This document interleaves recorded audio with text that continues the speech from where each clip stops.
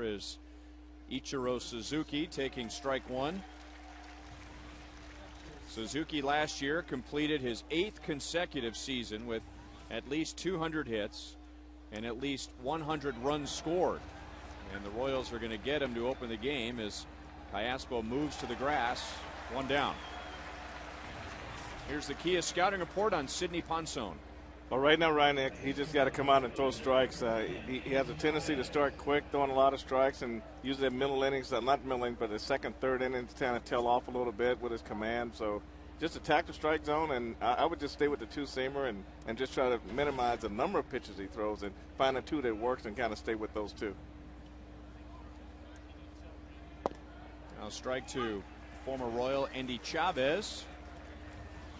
Endy coming to the Royals in 2001 in the Rule 5 draft from the New York Mets, and then found his way back to the Mets organization and traded to Seattle during the offseason.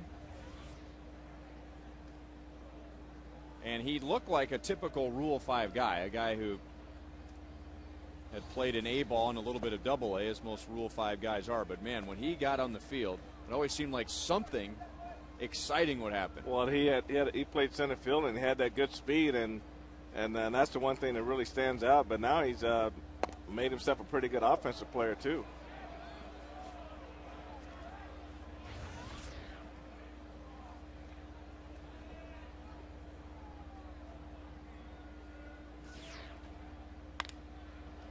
And Callaspo again.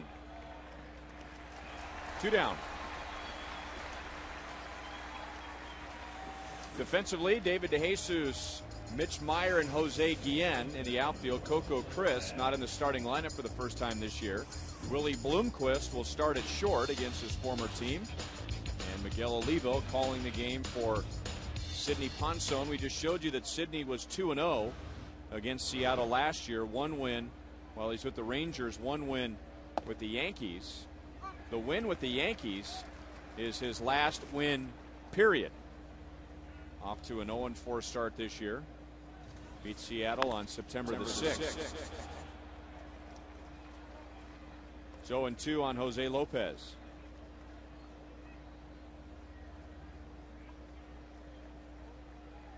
Sidney taking the loss on Friday at Minnesota, giving up 7 runs in 4 1/3 innings.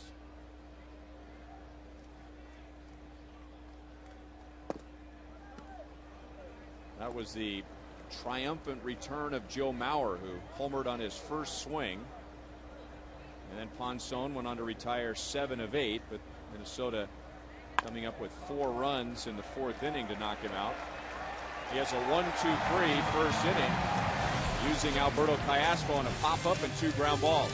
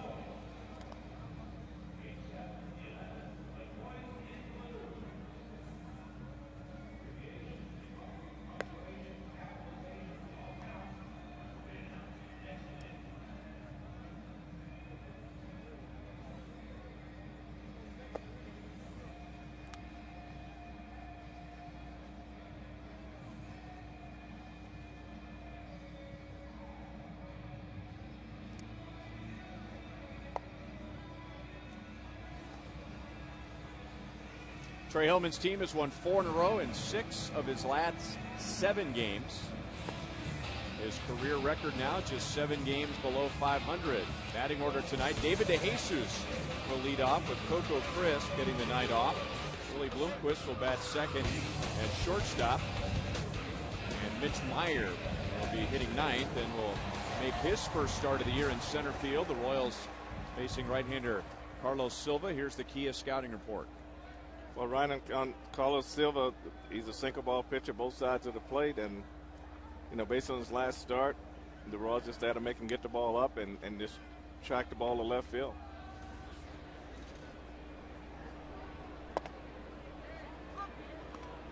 Well, the economy was very friendly to Carlos Silva. That second note there in his contract year, 2007 with Minnesota, 13-14. So a losing record. But that earned him a 4-year, $48 million deal with the Seattle Mariners.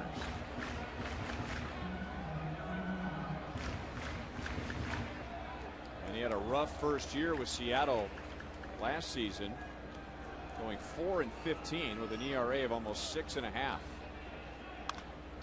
DeJesus with a finesse base hit out into left field. Chavez hustling to get to it.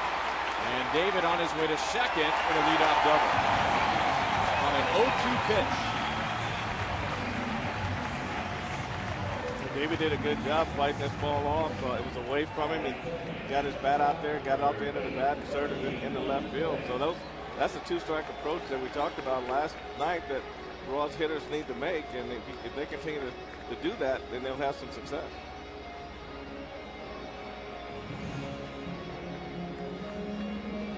David got sort of an awkward turn around first base. Normally you want to hit that with your left foot, but he stepped right in the center first base. So he might have been watching the ball too much as he was running.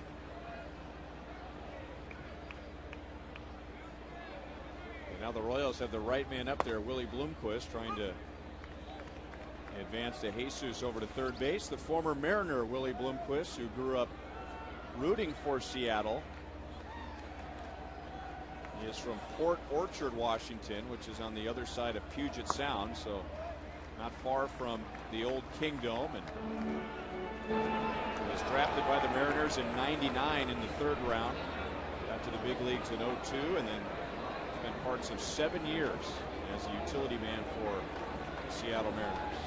Well, Bloomquist is the perfect guy to have up in this situation. He can hit the ball the other way to get David to third base.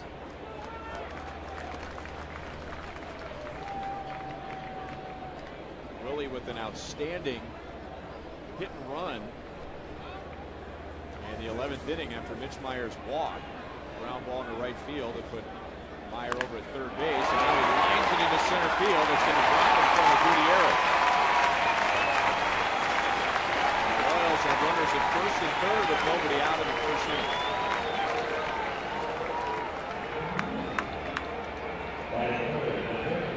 This is a fastball that Silva tried to get inside, but Willie did a good job getting down and staying inside of it and driving the ball back to the middle of the field. And that was a great job of getting David to second base, and he got a base hit in the process.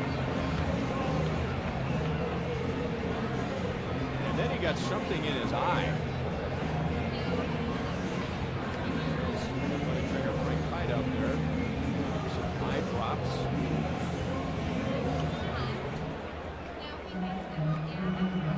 Willie says he's fine, and now Martin coming up.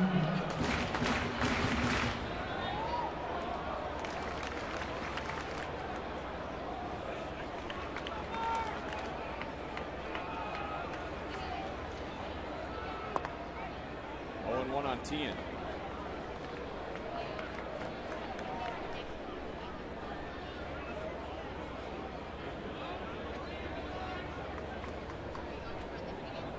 Mark 3 hits, a walk, 3 runs scored in that 2-game White Sox series. Hit hard. Branyan somehow made the play. Seattle's going to get a double play as DeJesus comes in to score. So the Royals take the lead, but some bad luck for Tien, some good luck for Russell Branyan. Well, he'd have to be standing right in front of the ball right there, and he made a great play just stopping that ball. If he has to go left or right, a couple of steps. It's probably a base hit to either side right there, but Brandon did a great job standing in front of that ball right there.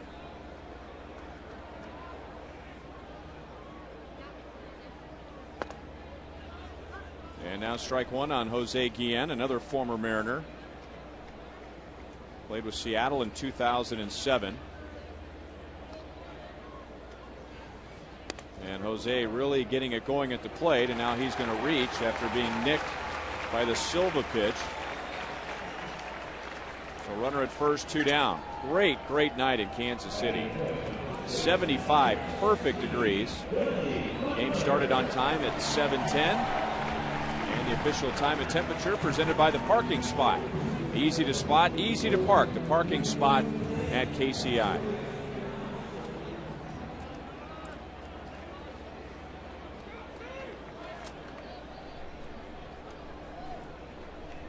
And now Billy Butler. Billy tied the game at 7 in the bottom of the 7th with a double to left field.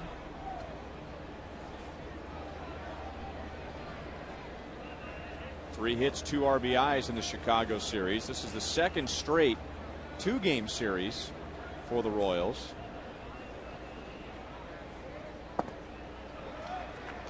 And series like that can make it really hard on the umpires with their travel.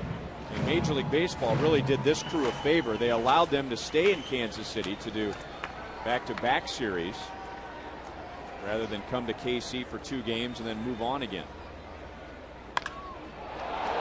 Deep right field. Suzuki was shallow. It's into the corner. It is off the wall. Guillen has to hold at third base, so some bad luck there. That Guillen, with battling the sore leg, unable to score on a ball off the wall with 2 outs. Yeah, we said yesterday, Ryan, that when Billy's hitting the ball that direction, that's when he starts to get base hits, and he really stayed behind that ball, got his head down on it, got his hands through, and just missed hitting the home run to right field right there.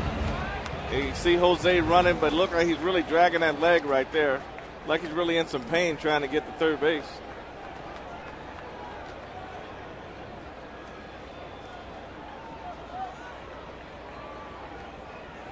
So 2 runners in scoring position for Mike Jacobs, who had the biggest hit last night up until John Buck's game-winning hit. But early in the game, Chicago leading 4-0, then 5-1. It was Jacobs that gave the Royals their first ray of hope with his long 3-run home run to straightaway center field to make the score 5-4.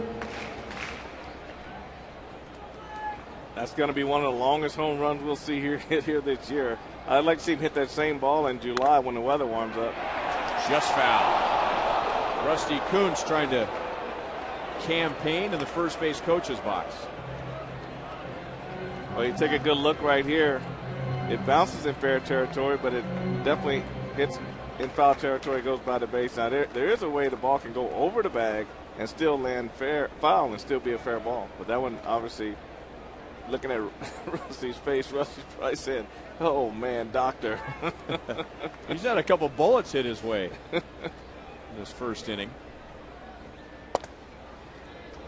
1-2 on Jacobs.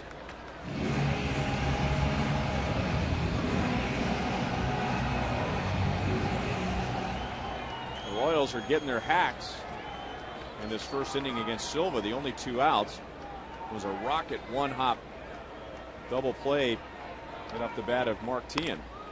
That's into center field. The Royals going to try and score 2. Here comes Billy around third base, and the Royals lead 3-0.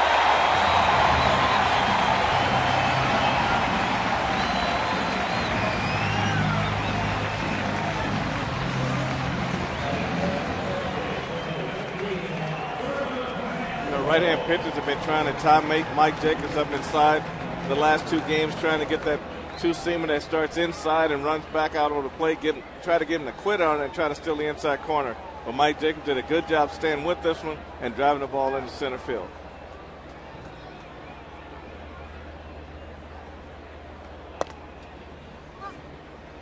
Oh, and 1 on Alberto Callaspo, who's hit in 7 straight games. Hit his second home run last night. Also added his American League leading 13th double. 1-1 from Silva. Now the Royal hitters really had to work to make him get the ball up, and Mike Jacobs did a good job right there. Just capitalizing on the ball up out over the plate.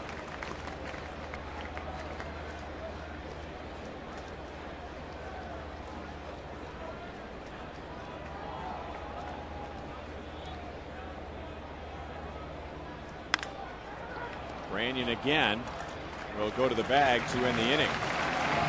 The Royals, who were hitting .308 against Carlos Silva before tonight, come up with 4 hits in the first inning and 3 runs.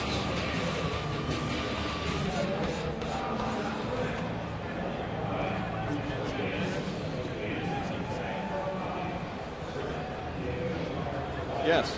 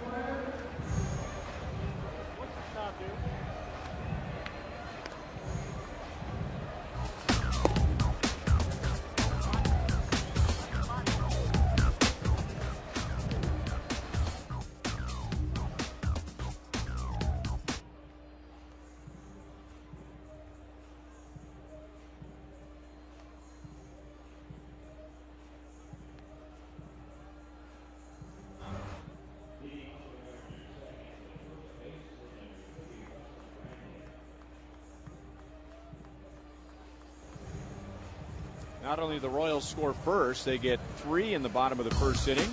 And tonight's league leaders are brought to you by your Kansas City area Toyota dealers. And nobody is better in the American League when they score first. The Royals are 10-2. So a good sign tonight as they give Sidney Ponson a 3-0 lead. And now Russell Branyan drives it to left field, but DeJesus playing him perfectly. And Ponson, who had a very tidy 1-2-3 first, gets out number 1 in the second inning on just 1 pitch.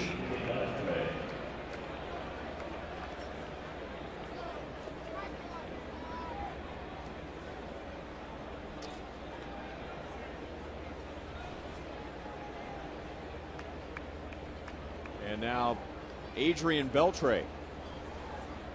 Beltre began the year, we've talked a lot about this, Frank, began the year as the Mariners' number 4 hitter, the first 25 games as the cleanup hitter, and wasn't having any success at all. They moved him down to number 5, just one spot in the order. It's still a position where he needed to drive in some runs, and he started to get some hits.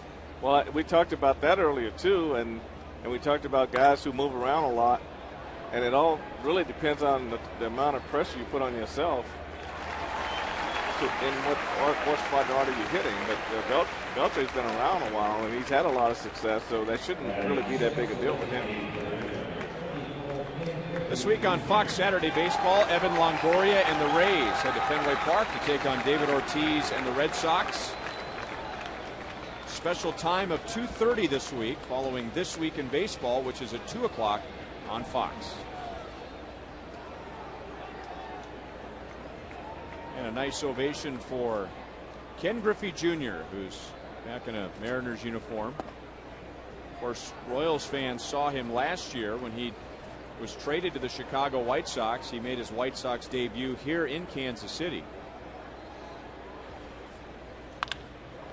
And that's stroked into right center field. Guillen is chasing, but he won't get there. And that's a classic Ken Griffey Jr. stroke. into second base with a 2-out double. Well, you're not going to find a prettier swing in baseball, that's for sure. And he's been one of those guys too, Ryan, that has stayed in the same batting style his whole career. And when you get the ball down to him, he really just goes down, swings down right through the ball, and creates that backward spin that makes the ball carry. That was a nice swing. That makes him 7 out of 12 in his career against Sidney Ponson. So the Mariners' first base runner, and now Kenji Jojima. He's got a 7-game hitting streak going coming in tonight. Back to Sidney. He faces 4, but only has to throw 7 pitches. 3-0 Royals.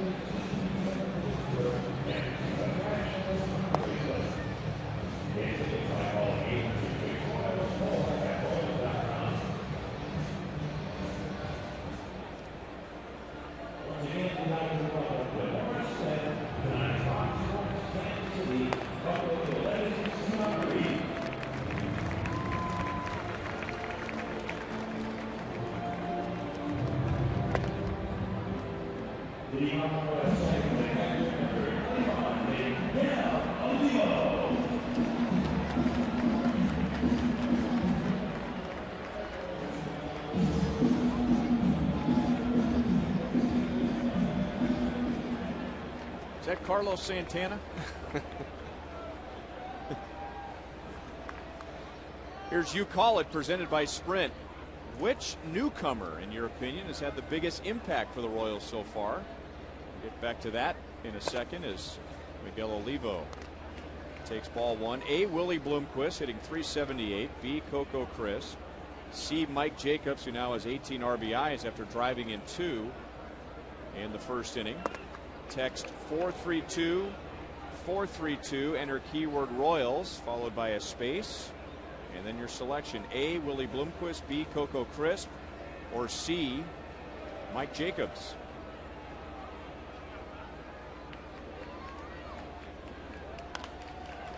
Olivo got a pitch up, but fouls it away. 1 ball, 2 strikes. Standard text rates do apply, but we hope that you'll participate. We've had great feedback so far in our You Call It.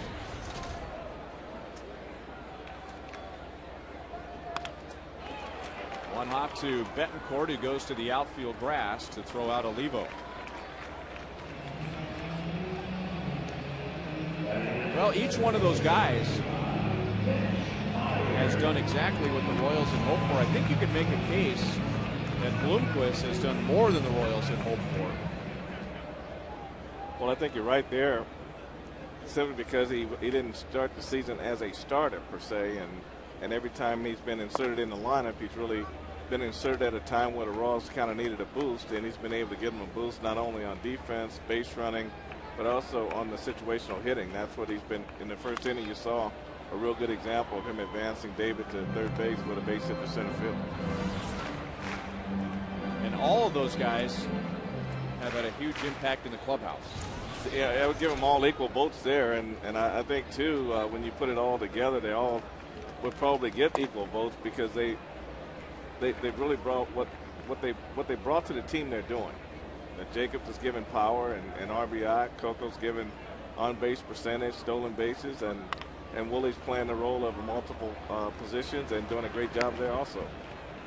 Another ground ball to short, so Meyer is 0 for 1.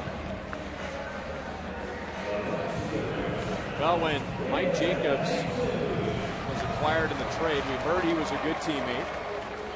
Willie Bloomquist,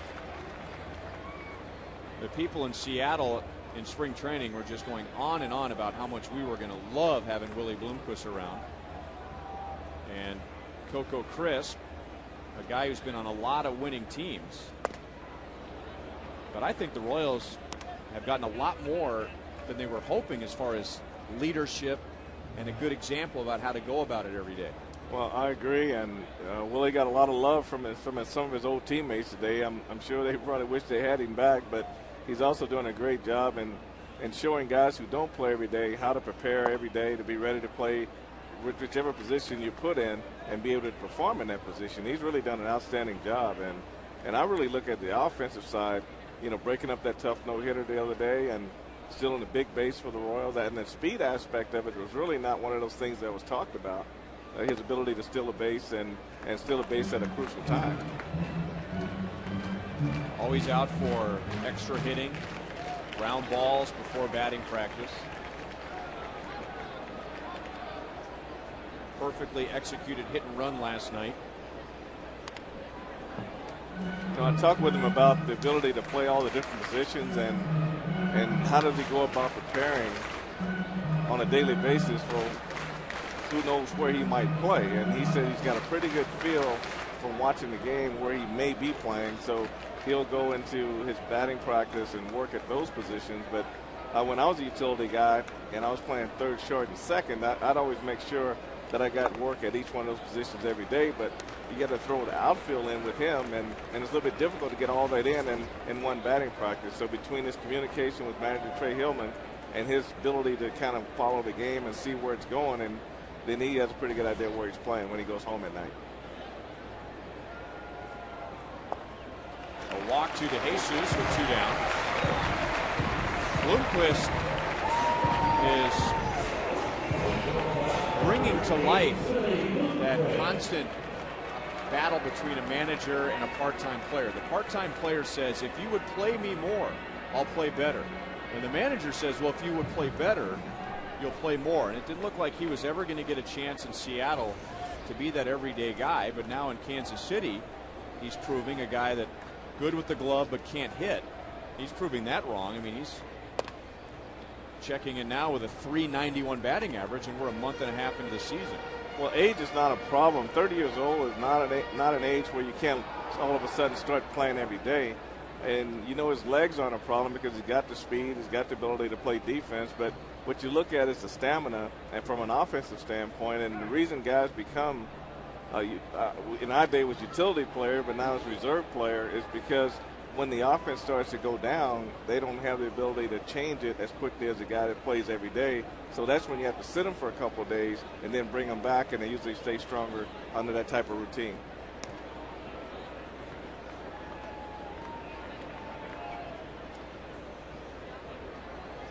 DeJesus, Guillen, and Butler scoring in the Royals' 3-run first inning. Jacobs with a 2-run single with 2 outs.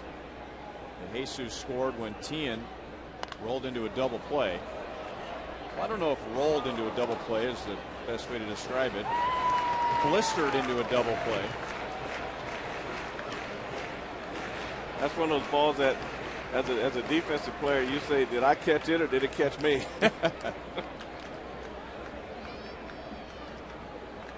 Willie has now hit in 9 straight games after his first inning single.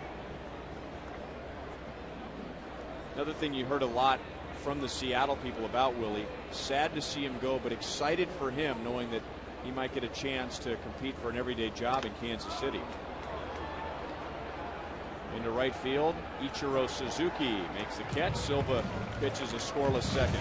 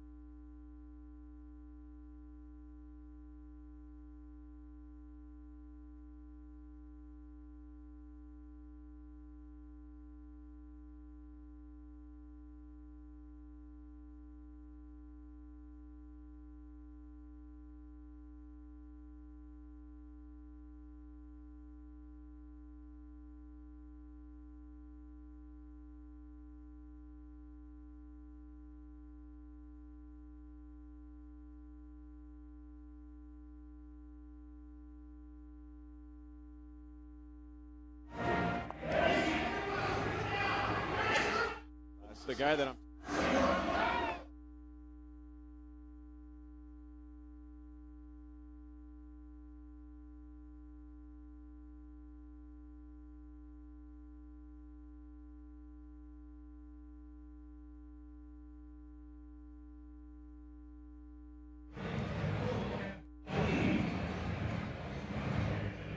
We should talk about that.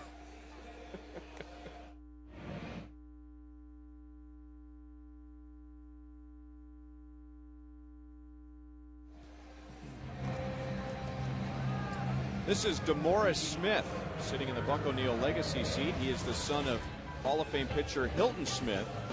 Today marks the anniversary of Jackie Robinson's first game as a Kansas City Monarch, May the 6th. And Hilton Smith is credited with bringing Jackie Robinson to the Kansas City Monarchs back in 1945. So welcome to DeMaurice. And Mr. Frank White has a connection to Hall of Famer Hilton Smith. Well, Hilton Smith was my amateur coach for 2 years with the Safeway team. It was my 22 and under team in the opposite BJ League, the Van Johnson League, and he was my coach when I tried out for the Royals Baseball Academy. How old were you when you tried out for the academy? I was 19. Okay.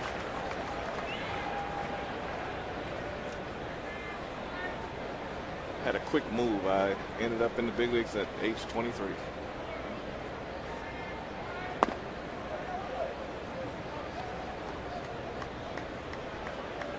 Now, not everyone that went to the Royals Academy was, quote, just a great athlete that they were trying to make baseball players out of. I mean, there were some guys that were also skilled at the game of baseball.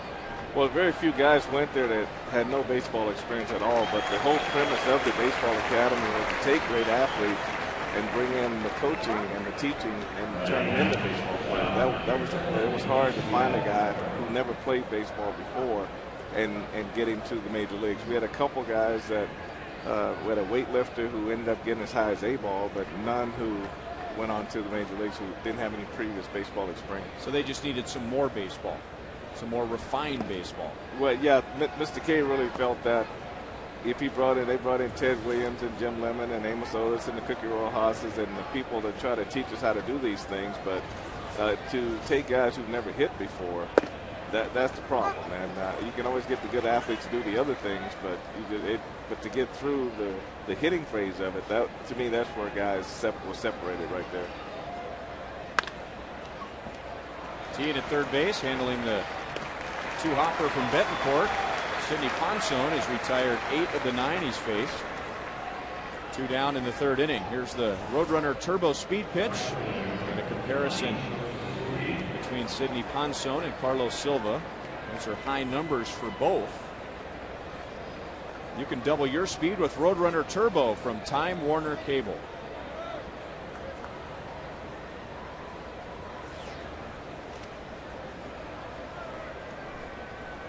Ichiro Suzuki on the second pitch of the game popped out to second. Ponson flips in a curve for ball 1.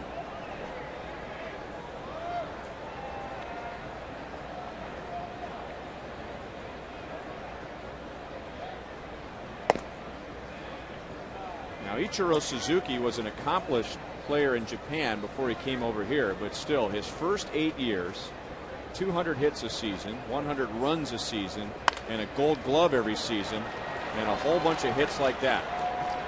Well, he's one guy that really knows how he's going to approach hitting, and he doesn't try to do any more than what he can do is hit hard ground balls, whether it's going to be up the middle, in between the third and shortstop. But this is a classic Ichiro where he's leaving early.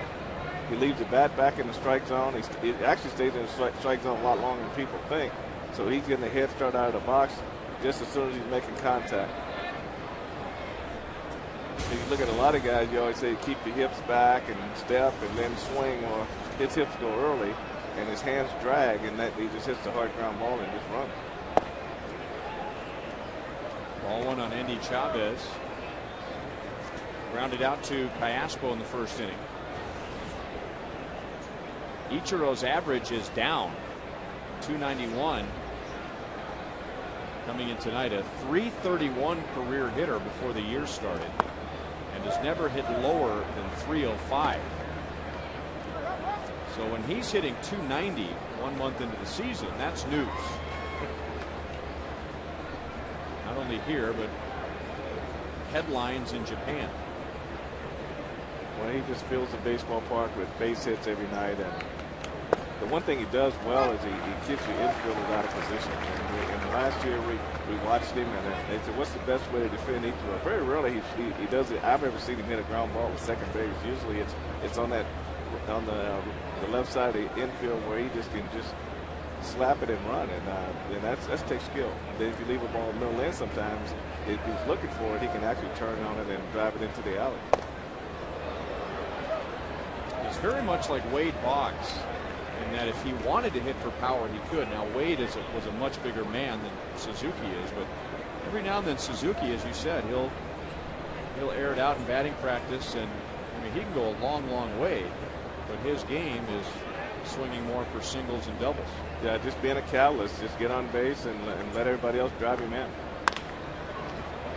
Aspo at second base, throws out Chavez. That's 3 scoreless innings for Sidney Ponson.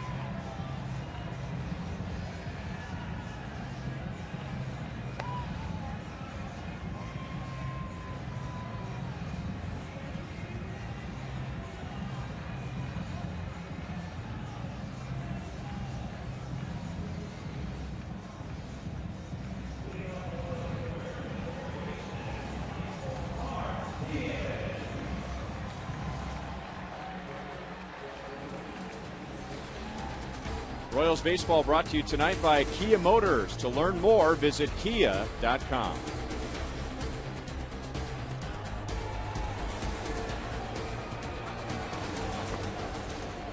Three to nothing Royals, getting all 3 in the first inning off of Carlos Silva. Mark Teahen grounded into a double play in that first inning, which produced a run, but he hit it right on the nose. And on one hop to Russell Branyan. The Bees are back. With Hive of Bees on top of our RoboCam behind home plate. We told you last night that they had a bee keeper who came out yesterday, and Joel reported sucked out anywhere from 10 to 15,000 bees that had gotten themselves into the pipe that supports that RoboCam.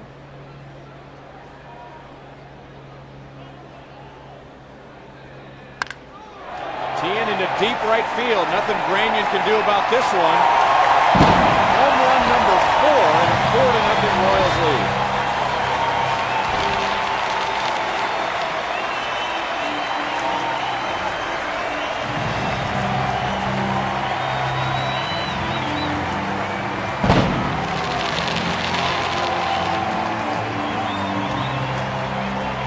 Teahen hit the ball square. It's his first time up, and this one he got up with 89-mile-an-hour fastball, and that ball got out of here in a hurry. Went above the catwalk where we have standing room only out there in right center field.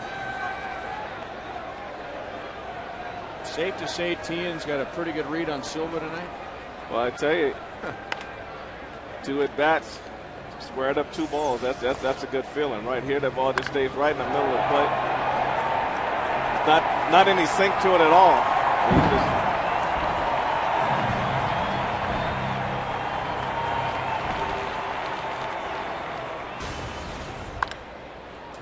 Guillen on an 0-2 pitch.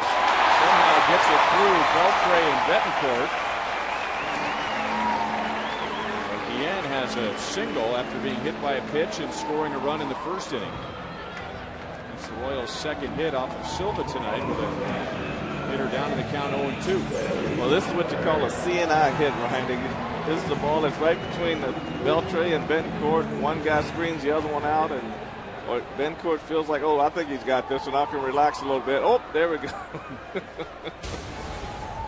So you just never know. You gotta always stay on top of the ball until it's secure.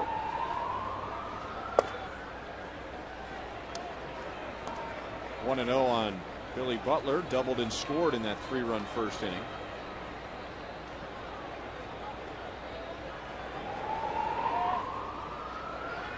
You hear a little siren in the background.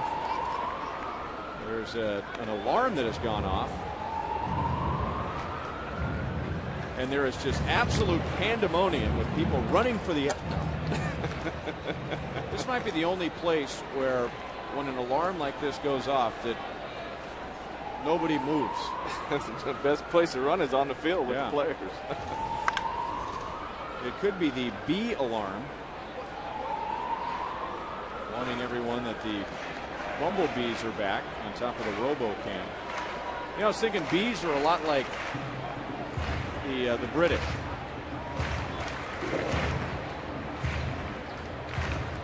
The Queen goes somewhere and everyone else freaks out.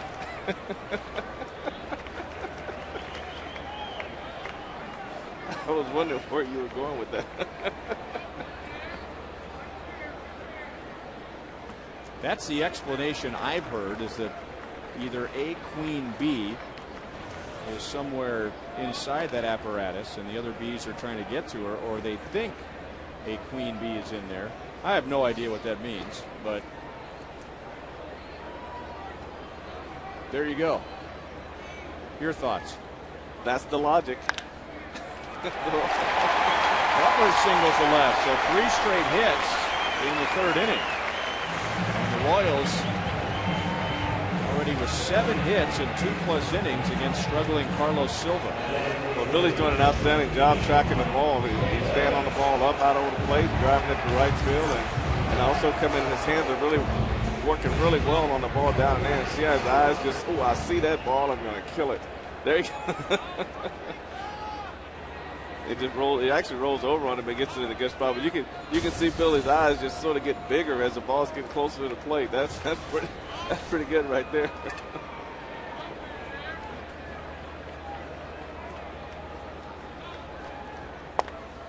Ball 1 on Mike Jacobs. He drove in 2 runs in the first inning.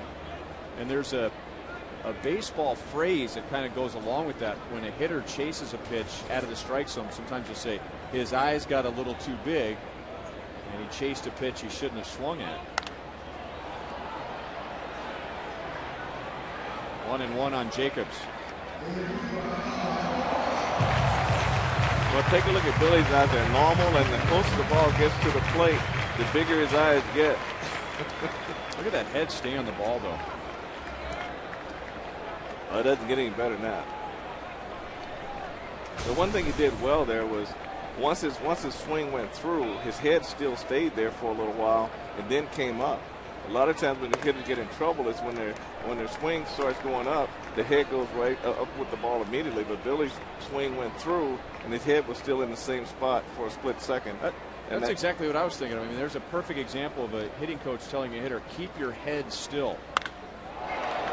2-2 on Jacobs. Everything else is moving, but not his head. Well, yeah, just watch how his hand's coming through, but watch where his head stays, even though he's finishing high through his swing. See, his front shoulder's gone, but his head is still there. And most guys, when they're in a slump, the head goes right with the shoulder. That's a great shot. That shot was taken by Don Miller, who's out in right field. You don't think those cameras are powerful? That's a close-up shot on a right-hand batter from Big Don, who is out in the Pepsi porch in right field. Kevin, how much do those lenses cost? $100,000 for that lens. So they've got to turn them as the ball gets closer. They got to turn them to the side. Man.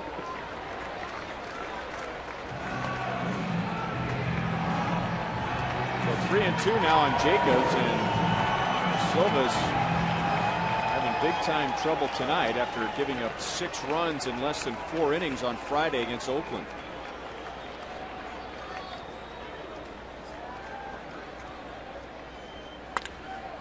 And through the left side.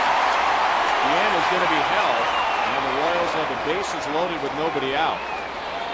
So Jacobs has a ground ball base into left. Last night he hit a 440-foot home run to straightaway center field, and that's where Joe Goldberg is hanging out.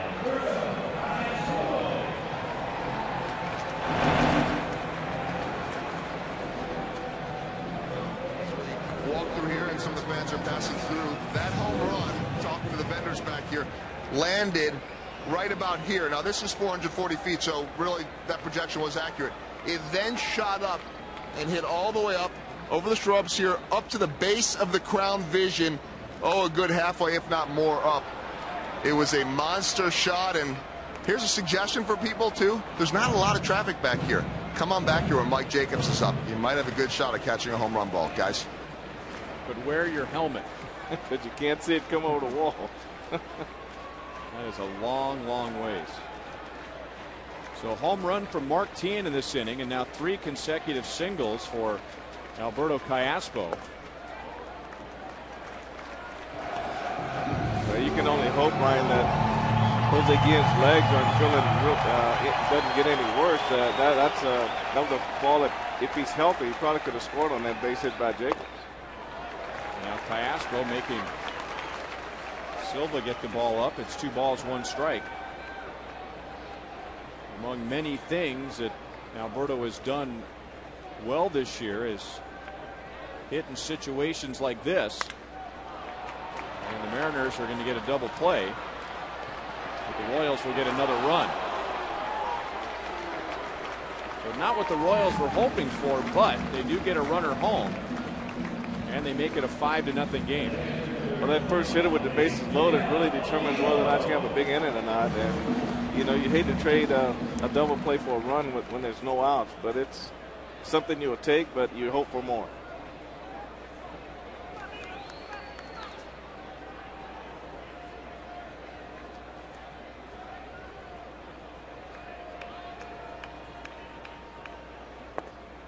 Ball 1 to Miguel Olivo. The double play in the first inning didn't hurt the Royals too much because Mike Jacobs ended up coming through with a 2-out 2-run single, and the Royals have been so clutch lately.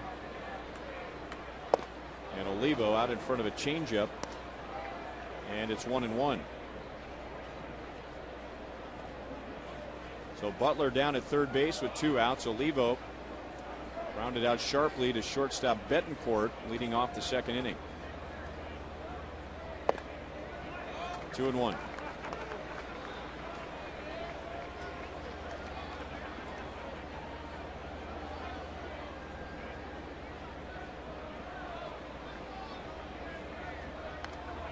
Ooh, that thing was just floating up at Miguel's eyes. 2 balls, 2 strikes. Well, you really got to get on top of those backup sliders and those hanging curveballs in order to hit them. If you swing up at them, you just foul them back.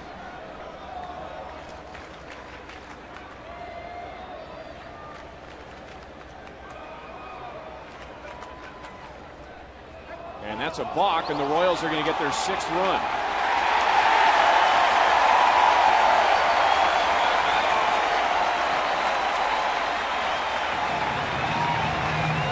So that's how the Royals get their 2-out run in the 3rd inning.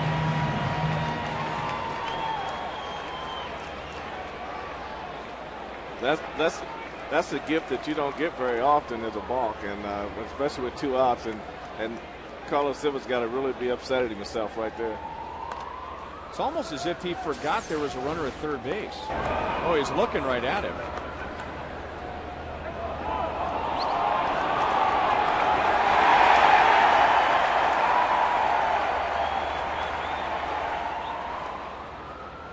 You know, it's almost like he thought there was a man on first. He wanted to do a fake to third and go to first, yeah, and realized there wasn't anybody at first.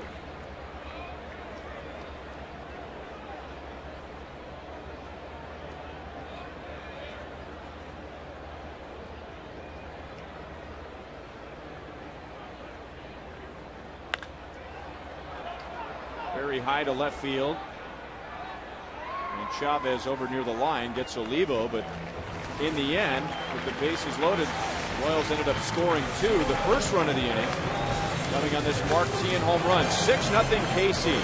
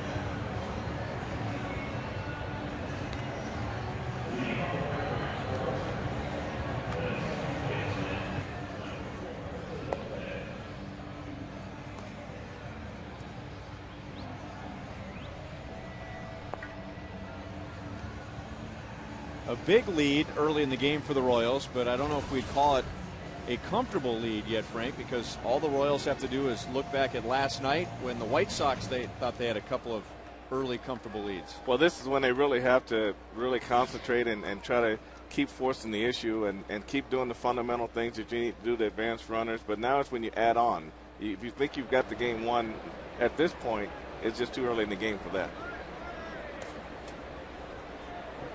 And Sidney Ponson has given up 2 harmless hits in 3 innings. It'll be Jose Lopez, Russell Branyan, Adrian Beltre, the 3, 4, and 5 hitters.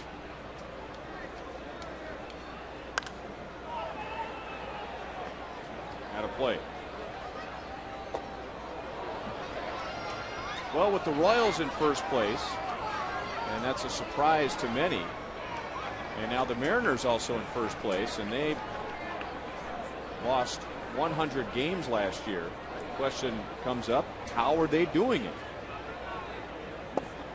And really the Royals and the Mariners are very similar. Both teams doing it with pitching, not so much with offense. The Royals have the best ERA in the American League. The Mariners have the second best ERA in the league. The Royals middle to the bottom of the pack in a lot of offensive categories. Same for the Seattle Mariners.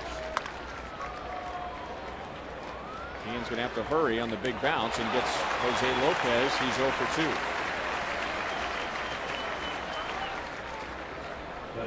2. Just a reminder, you can find Fox Sports Kansas City on Facebook and Twitter. On Facebook, you'll see Royals videos and behind-the-scenes photos. And you can follow us on Twitter and get unique Royals news and analysis during the game. To find the links, go to our webpage at foxsports.com/Kansas City. Dick Cable longtime writer for the Kansas City Star, now at MLB.com, is a huge Twitter guy. Did you know that? I didn't know that. He might be tweeting as we speak.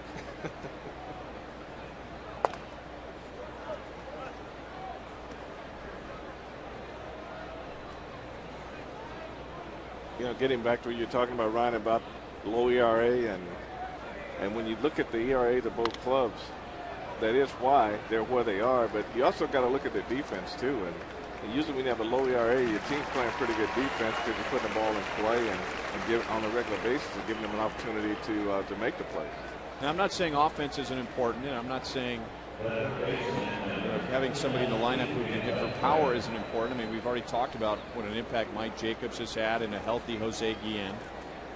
But it proves our point once again that if you have to pick one category that you want to be at the top of the league, I'll take ERA every time. I would too. I mean, look at the Texas Rangers. Runs scored, team batting average, home runs. I mean, they're up there every year. But they're watching the playoffs on their couches just like everyone else.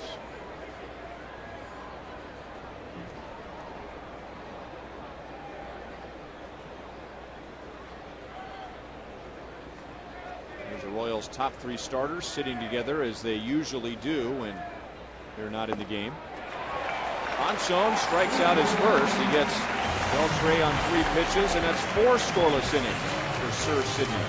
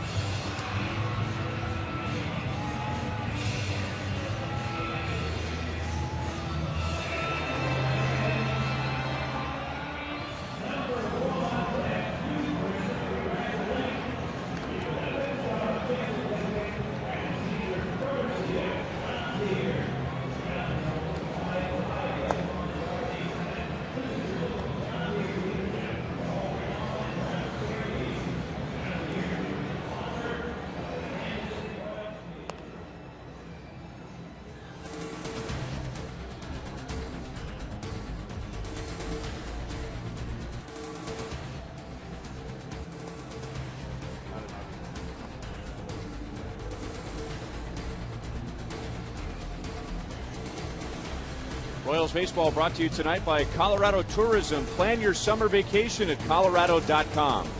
And by AT&T. Switch to the nation's fastest 3G network. AT&T, your world delivered. This is Garrett Olson. He takes over in the 4th inning. Carlos Silva's troubles continue, allowing 6 runs, 8 hits in 3 innings. So he's given up 12 runs in his last 2 starts, covering just 6 2/3. 12 runs in 6 2/3 innings. That's something you really don't expect from Silva. I mean, he's really been lights out most of his career, especially when he's with the Twins. He was the perfect pitcher for the Minnesota Twins with that artificial surface and the great defense. He had an unbelievable stat that we didn't have a chance to get to because he wasn't in the game long enough. But Olson pitching to Mitch Maier and taking strike 1. Back in 2005, Frank, Carlos Silva walked 9 batters, 9, in 188 innings. That was a major league record for fewest walks per 9 innings pitched. 9. Meyer grounded to short his first time up, and now up the middle. Lopez can't get it. Mitch is 1 for 2. And here come the Royals again.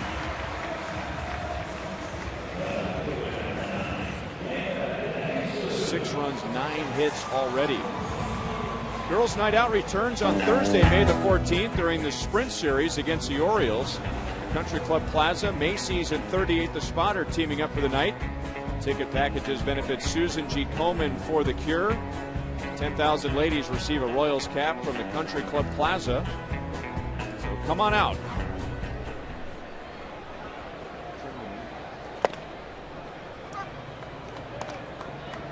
Now 0-1 on DeJesus, on base twice. Doubled on an 0-2 pitch against Silva in the first inning. And then walked in the second.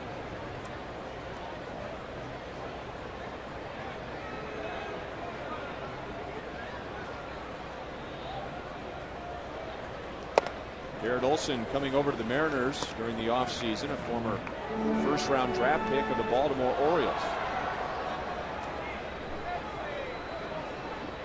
This could work out for him. Silva was having a bad time against left-hand batters, so Trey Hillman loaded the lineup up with lefties, and now here's Olson. Of course, the Royals have a 6-0 lead, but this is a lineup that you would think would be set up nicely for a left-hand pitcher.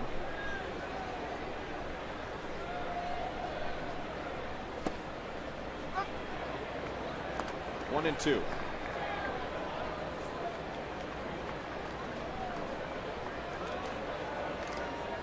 I think it really works well for him if his slider has a little deception and he can get it to the outside part of the plate. Or else the left-handed hitters had a hard time staying on that breaking ball that kind of sweeps across the plate and goes down and away.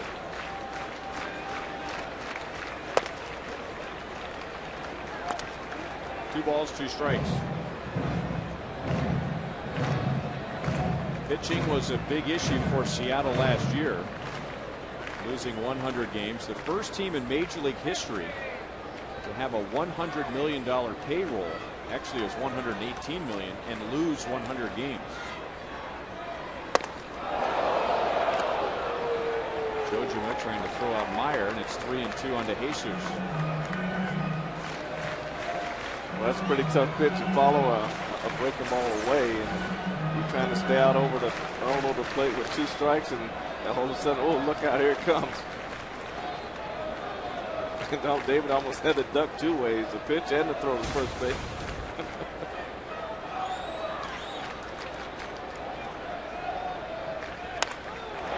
Fish and into center field. Meyer will stop at second base. Royals have 10 hits already.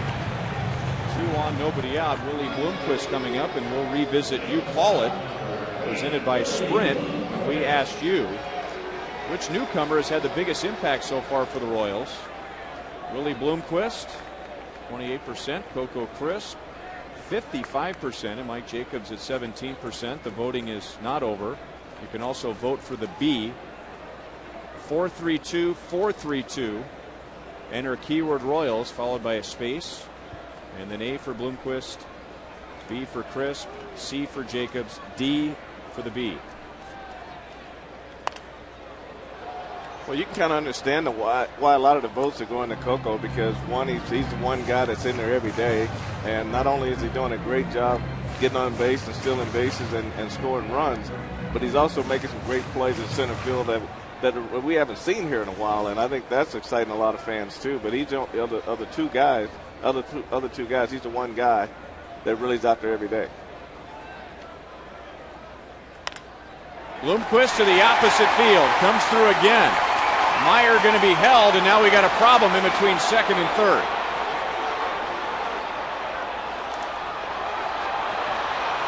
And now Meyer takes off for the plate. The Mariners are going to get an out. They'll have runners at second and third with 1 out. Meyer came ripping around third base with his head down. Dave Owen had the stop sign up. And DeJesus didn't pick it up, going around second base. But normally when a base hit goes through the infield, it's not a line drive. You waving him to the bag, but at the same time you're watching the fielder and how fast he's coming to get the ball. And Dave threw the stop sign up, but once the fielder gets into that range, he's basically going to put his head down. And Mitch is used to scoring, and he did, and Dave. And David's going first and third right there. It just really causes a mess over there. Well, Meyer ended up catching the stop sign in plenty of time. He would have gotten back to third without incident. Right. The runner, David's really got to make sure he sends him home before he goes over to third base. You just can't run blind like that. But also everybody's got to watch and make sure the guy ahead of them is being sent to the next base.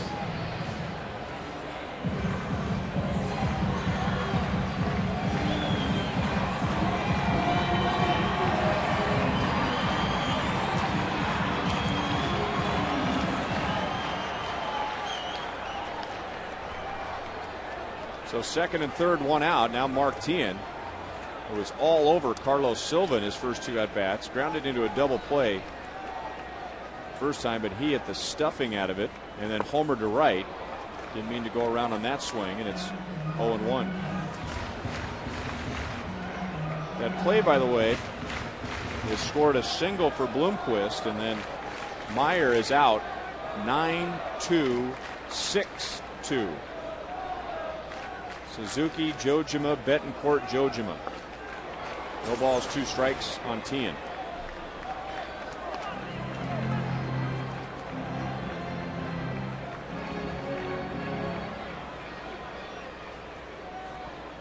Well, at this point, Mitch really couldn't do much. I mean, he could have went back and stood on third base, and he could have been the runner there. And it's his base, but he opted to leave it and then turn it over to David.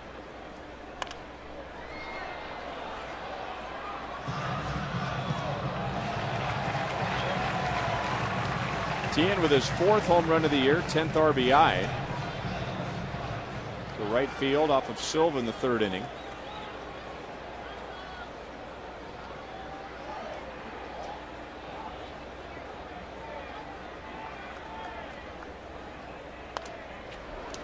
Still hanging in there, no balls, 2 strikes.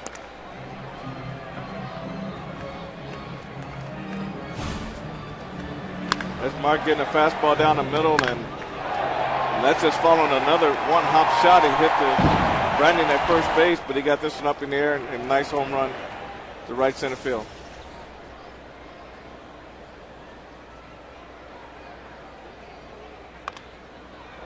Teahen just trying to avoid the strikeout. Any kind of a ground ball up the middle or a fly ball to the outfield. Of course, you have to worry about Ichiro Suzuki's great arm in right, but Royals would like to get at least one. They were that close to having the bases loaded with nobody out again until DeJesus was caught in the rundown. Up the middle, and the Royals might get 2 out of it. They will. 8-0. Teahen has driven in 3.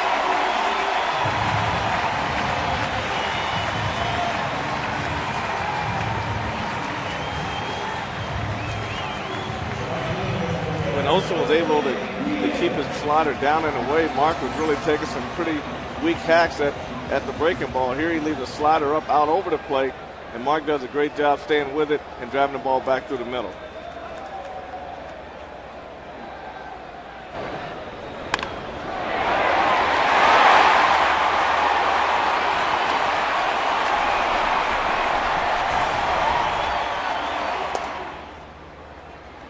Season high 3 RBIs for Mark Teahen, and another example of we just talked about it the other night. A good major league hitter, always ready for that mistakes. He had 2 bad swings to fall behind 0-2. Yeah, he just waited for the pitcher to make a mistake, and Olson left the slider up. It's 2-0 on Guillen. He has scored twice. Hit by a pitch, coming around on Mike Jacobs' 2-run single in the first, and then singled and scored when Alberto Callaspo grounded into a double play in the 3rd. 8 runs, 12 hits already for the Royals. We're in the 4th inning. That ball was smoked but foul. That was almost like a slow pitch softball swing, just loading up and letting it go. Well, Jose, he's got the ability to look for that breaking ball, and when he gets it, he can really turn on it. I mean, I would characterize him as a guest hitter. I think he sits on pitches and looks for pitches at certain times.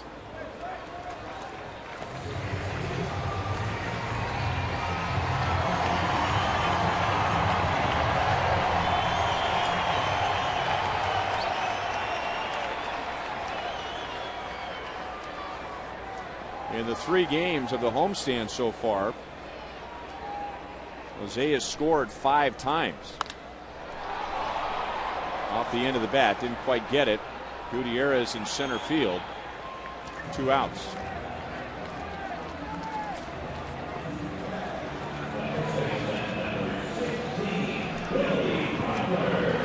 Don't forget about the Bob Evans bases loaded 4-packs. They are the complete package every Friday and Sunday home game.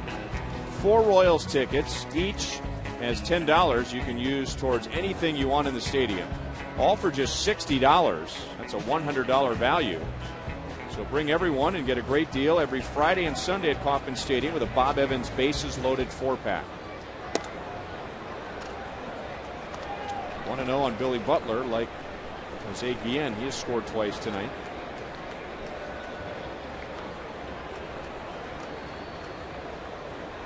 Doubled and scored in the first, singled and scored on a balk in the third. 1-1.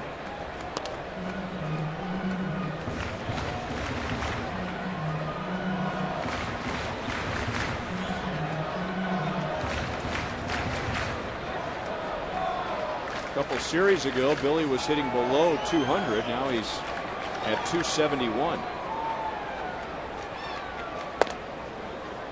I tell you, when he's swinging good, I don't think there's a prettier hitter to watch because he can go with the pitch to right field. He can drive the ball to center, and he can take a slow changeup or a breaking ball like a curveball and slide it. He can pull it out of the ballpark. So when he's good, he's got the whole field covered. And right now, this is as good as we've seen Billy Butler swing in a while.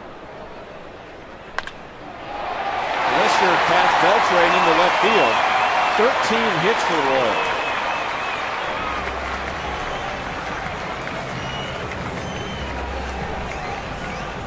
We talked about his ability to take breaking balls and pull breaking balls. Here he gets a slaughter that's coming in and stays out over the plate, and he meets it out front and just gets the ball by Beltran at third base. But just look at the concentration that Billy puts in every swing.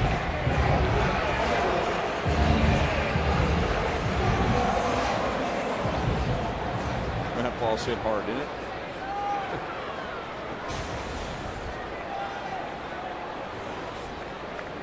Billy even in where he hits the ball to left, center, and right field, and tonight a double to right, 2 singles to left. Very balanced hitter when he is right.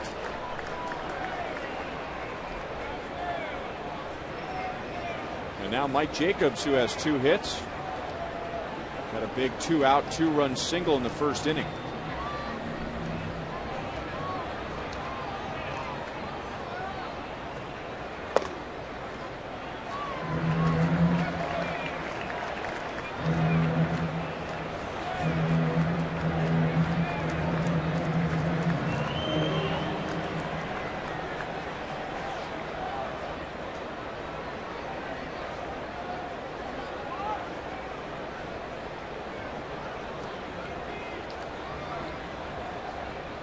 You know, the 2 hits for Jacobs tonight, a single to center field. That was with 2 strikes. A single to left field. We're seeing the Royals getting back to that Kevin Seitzer approach that he preached in spring training. And how about all those long at-bats last night, taking a lot of 1-2 and 0-2 counts to 3-2. Well, they did so well last night. They didn't have batting practice on the field today. But I think with Mike Jacobs, I think he always understands what he needs to do. But that's what kind of gets him back focused again. And then when he does get that ball, he can pull and keep that ball fair and doesn't hit it foul. Jacobs on base for a 3rd time. Bases loaded again. Tien, Butler, and Jacobs on for Callaspo.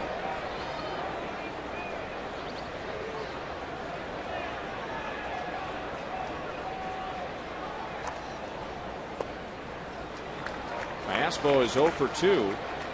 Grounded out twice. In the third inning, he grounded into a double play.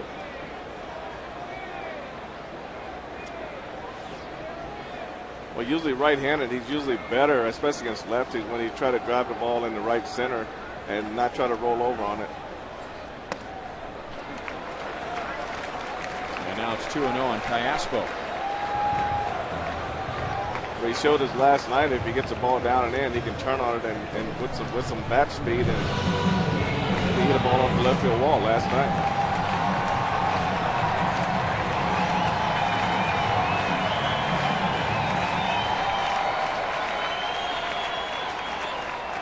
Royals with 3 in the first, 3 in the third, 2 here in the fourth.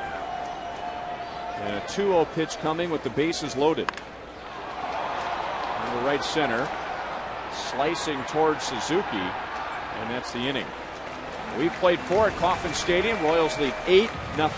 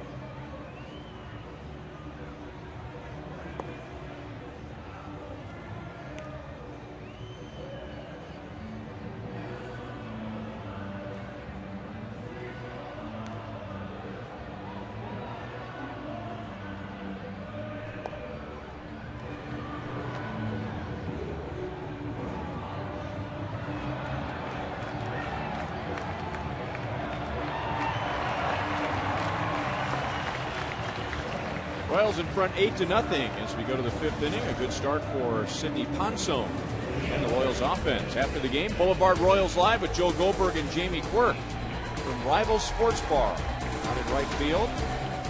Brought to you by Boulevard Brewing Company, Kansas City's beer. Ken Griffey Jr. will lead off against Ponson, and once again, here's Joel Goldberg. Well, Ryan, Jamie Quirk and I were talking to Junior before the game, and Jamie was telling Junior that he actually played at the same time as Junior. There's only a handful of guys left, and Junior's one of them, and Randy Johnson and Jim Thome and Omar Vizquel and Jamie Moyer. And Junior stopped him at that point and said, wait a minute. Jamie Moyer played against Buck O'Neil. Jamie Moyer pitched against Satchel Paige. You tell him I said that as well. Obviously that might not be the case, but we did a little research. 16 players left in the big leagues that played when Jamie was playing, and including Tom Gordon, who caught his first ever game, guys. Well, that's not so bad, Jamie. I mean, Jamie's been out of the game for a while now, but 16 guys. Of course, Jamie had a long career himself.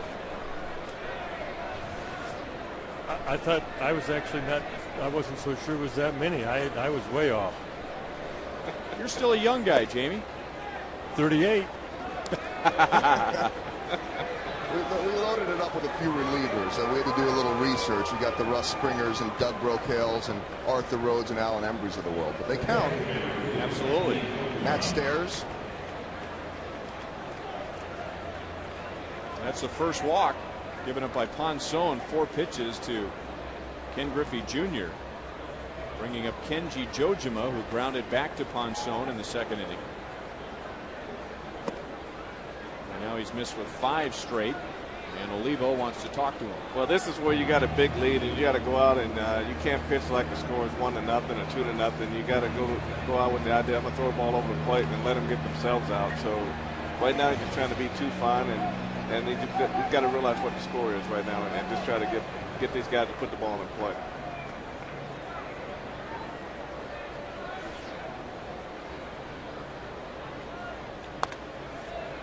Olivo and Ponson could choose between a couple different languages. Olivo's bilingual, and Ponson is quadlingual, if that's a word. That's a long run in for Guillen, but he's there to make the catch. Ponson growing up on the vacation island of Aruba, and a lot of visitors from Venezuela and the Caribbean, so it's very common for Arubans to learn Spanish, and a lot of tourists from the United States, so they know English as well. It's a Dutch colony, so all Aruban kids have to take Dutch in school, and then he speaks the native language, Papiamento. So he is fluent in 4 languages. And Sidney was telling me that by the age of 7, he was able to communicate in all 4 of those languages. That's phenomenal there. It's hard enough to just speak one sometimes. 1-1 now on Franklin Gutierrez. Final game of the series in the homestand tomorrow afternoon. Brian Bannister and Jared Washburn. Tomorrow's game is in HD. The Royals are on the road to the West Coast. Ball was fouled away by Gutierrez. It's 1-2. Royals will be going to Anaheim for 3 games. Friday, Saturday, Sunday. This fastball, he really got up and in and got a piece of the bat. Lucky to hit that on the. That's a good way to get hit on the point of that elbow, which can hurt for the rest of the season. I've been hit there before. It doesn't feel very good, I tell you. That's when it just goes numb, and you're dragging something that you can't feel around. That's not good. Why do they call it the funny bone? Nobody's usually laughing when that happens. Body goes into shock. Good pitch off the fist, still 1-2. So the Royals will be in Anaheim, and then a much-needed off day on Monday for a 2-game series with the Oakland A's. That's a nice catch by a fan who's got his Royals golf shirt on. Caught it without a glove. There was another example of how not to go after a foul ball earlier in the game. And it underlines why Frank White does not mess with foul balls when he's in the stands. Olivo, the only one who might have a play. Gutierrez runs well. And no play. That's an infield single, and the Mariners have 2 base runners in an inning for the first time tonight. This is earlier in the game. Watch the guy in the center of your screen holding the white cap above his head.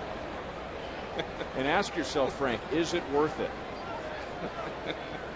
That's a perfect example of what I'm talking about. He doesn't get hurt, but he hurts the guy underneath him who doesn't really care whether he gets the ball or not. Lost a shoe, but he held on to his drink, and his sunglasses stayed on. The poor guy, he came down on his back, and he didn't even care about the ball. He didn't even know the ball even coming. All of a sudden, here's 200 pounds pounding on his back. He's down on concrete, wondering what the heck happened. All for a baseball.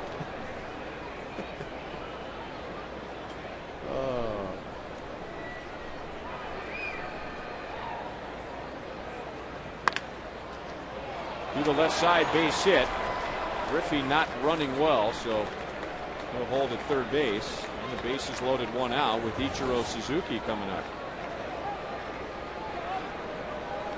So a walk, an infield single, and a base hit to left. We were just talking about Suzuki last time up. I mean, he has a reputation of being a singles hitter, but when he wants to lean into one, he can. And with his team down 8-0, I imagine he's up there looking for a pitch that he can drive. Well, I agree with that, and I think it's going to depend on whether or not Ponson can get the first pitch fastball over. Right now he's having a hard time with his command, and another term that you can use for pitching in this situation, he's laboring a little bit in this inning. He kind of lost track of the strike zone. Oliva went out to try to get him back on target, but right now you just got to play catch with the catcher and let the Mariners hit the ball and let them get themselves out. 4 grand slams for Suzuki, including one this year. Now he's ahead, 2 balls, no strikes.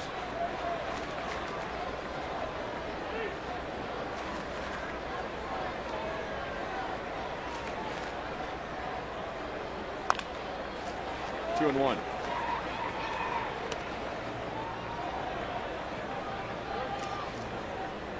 Check Ponson's pitch count, thanks to James B. Nutter and company.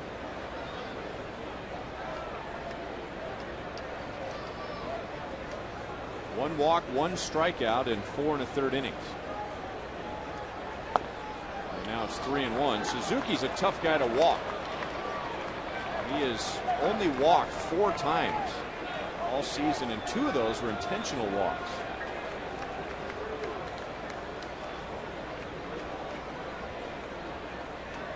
So even when you try and pitch around him, he's going to put the ball in play. Yeah, he's a tough hitter to have up right now. Ponson's got it to the plate for 1, and that's all the Royals will get. And I guess if you're only going to get 1 out, you may as well get the runner at home. Well, that's true. If Ponson had gave Oliva a throw more to the first base side, he may have had an opportunity to go to first, but he threw it to the third base side. So you kind of watch how Oliva sets up here. He's going to come out and going to put his right foot in the center of the plate and throw it to the third base side. So if it goes to the first base side, he may have a shot at getting a double play right there.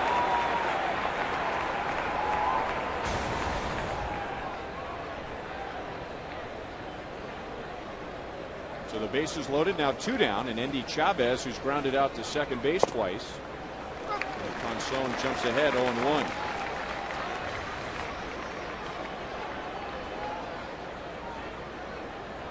Ponson opened the game with 4 shutout innings. That's the longest scoreless stretch in a start for him this year.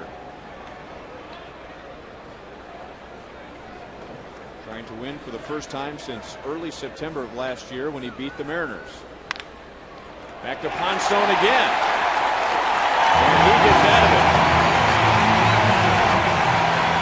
And the fans love it.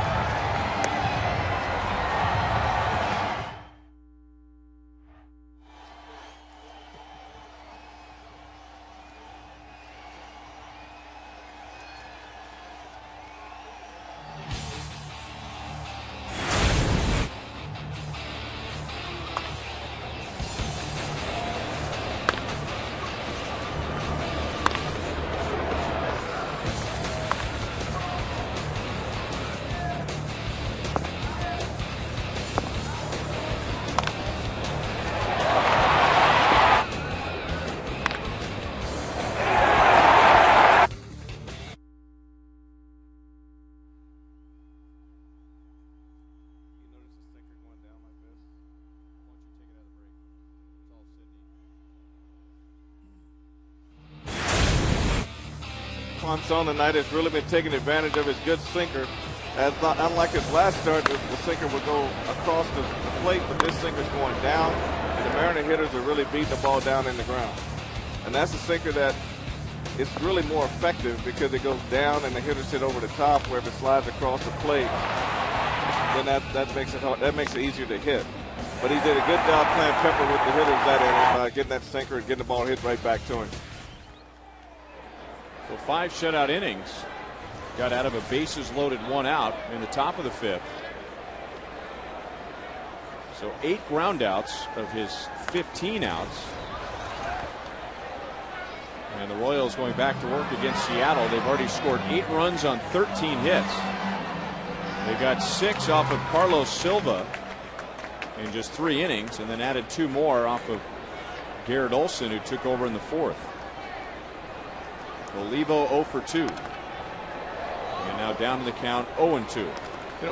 Ryan, going back to what we talked about a few nights ago about pitchers who feel like they need to throw every pitch in their arsenal to every hitter.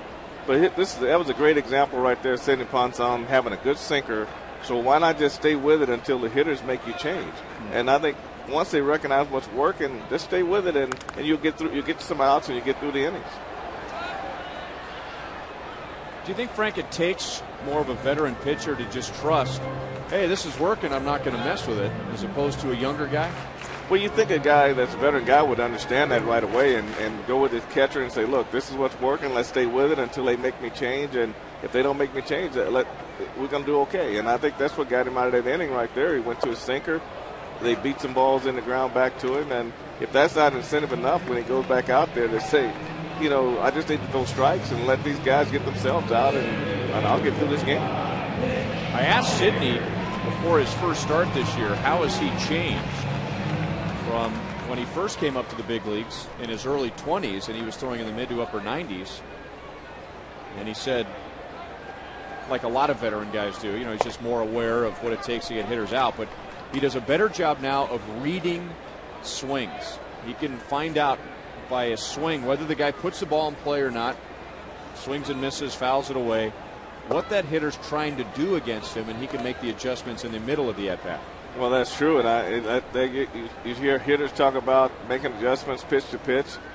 Pitchers do the same thing. It's been catchers a lot of times will watch the feet of the hitter to see if they slide up in the box, if a pitcher's getting his breaking ball over, and that'll make him throw more fastballs. Or if you see a guy foul a fastball off over the opposing dugout, then you maybe feel like you got him beat with the fastball, so you come back and find out if it's real or not. Now, for the hitter, I think that sounds more obvious. I mean, just trying to figure out what the pitcher's trying to do to you. But as a guy who didn't pitch, I could see where that would be more challenging for a pitcher, because a lot of guys are just taught, hey, just concentrate on the catcher's glove. Just concentrate on the target. But I guess the good ones can keep an eye on the target, but out of the corner of their eye, they can also read what the hitter's trying to do. Well, they can definitely read bat speed, and if you throw a fastball and the guy makes a good pass at it, then you know that he's probably on that fastball. And the same way with a breaking ball. If you throw a breaking ball and he stays back and drives it the opposite way, or attempts to drive it the opposite way, then that tells you something else, that maybe I can get back inside again. But I think it just goes back to sometimes it's situational. If the guy's on second, no out, then he knows the hitter's trying to hit the ball to right field. So his job is to try to combat that with whatever pitch he needs to combat it with. So I think with pitchers, it's probably more the hitting count, how fast they get the bat hit through on fastballs, and I think it's just probably more situational. David DeJesus has reached 3 times, a double, a single, a walk, and he's scored twice.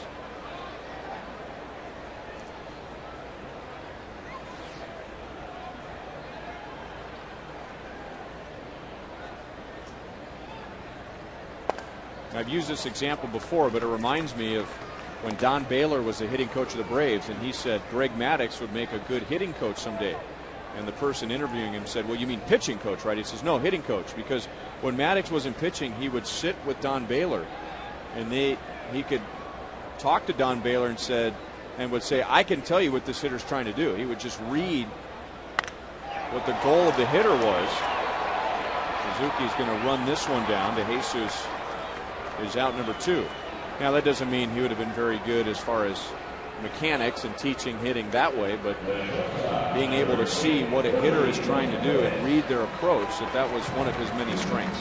Well, and that's probably why he was so successful, and he had the ability to add into track when he pitched. He knew how to work the corners, and I think when you're not overpowering, I think you can really take advantage of hitters a little bit more, because you can take speed off, because hitters, you can go 100 miles an hour and they'll speed up to that level, but they have a hard time slowing down, and I think that's when they get in trouble. That's why you have guys like Jamie Moyer, guys who've been around a long time that don't throw very hard anymore, but they know how to add and subtract on their fastball and on their breaking balls, and they know how to set hitters up, and that's how they survive. 2 hits, a run scored for Bloomquist. Nice play by Beltre, who won the Gold Glove at third base last year. And the Royals, for just the second time tonight, are scoreless.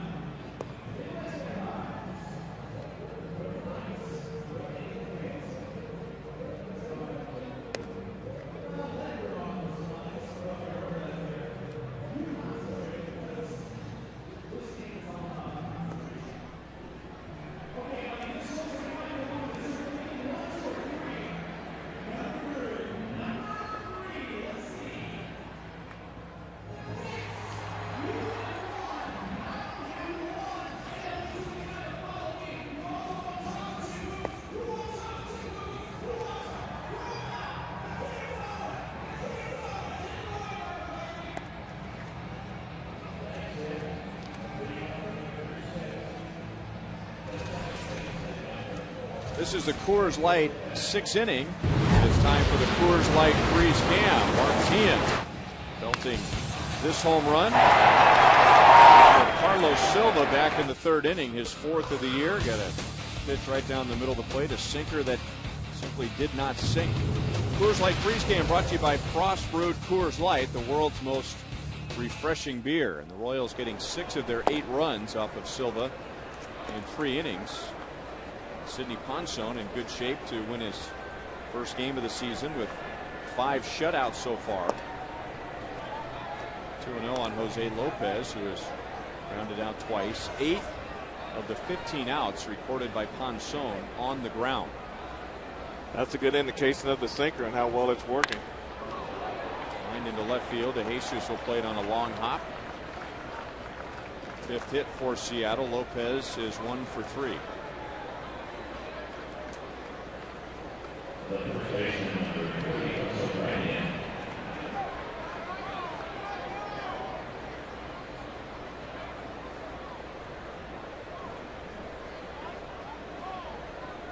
talking some strategy with outfield first base coach Rusty Kuntz and third base coach Dave Owen. Brandon has flied to left twice.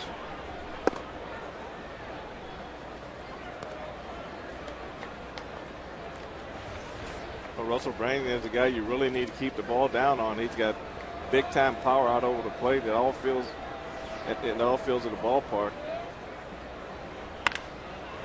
And into right center field. That's going to be a long run for Guillen and Meyer. Guillen cuts it off. Lopez will hold at third. Brandon has a double. Well, Sidney Ponson is really starting to get the ball up. And that's really an indication of maybe a little fatigue, and you just basically got to stay with what works is the sinker, and it really has kind of gone away from it. And usually when you get tired, the ball sinks a little bit more. But the hit by Lopez and the hit by Brandon both have been up out over the plate.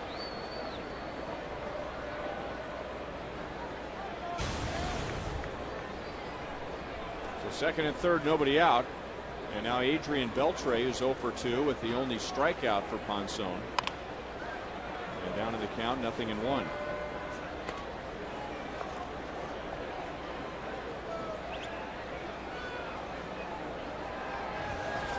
Beltre in the offseason had left thumb and left shoulder surgery. He played hurt all of last year.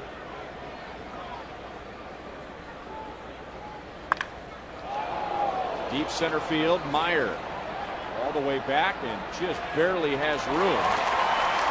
The Mariners get their first run. It's 8-1. Beltre drives in his 12th. And that is a Kauffman Stadium sacrifice fly. That ball is out of many other ballparks. Well, he squared that one up really well, and it had some good sound to it. Last night, Jacobs hit a ball that sounded like that, but Beltre's ball didn't go near where Jacobs' ball went last night. Yeah, Beltre can't go back to the dugout and say the ball's not carrying in this ballpark because Mike Jacobs proved that theory wrong. So runner at third, one out for Griffey. Into right center. Guillen's going to want it with his arm, but Meyer makes the catch. Branyan to the plate. Meyer's throw is in time. Olivo got him with a high tag.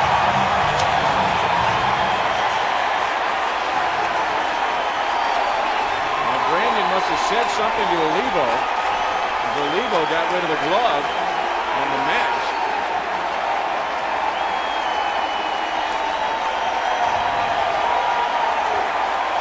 So that play, along with Olivo's reaction, has the crowd fired up.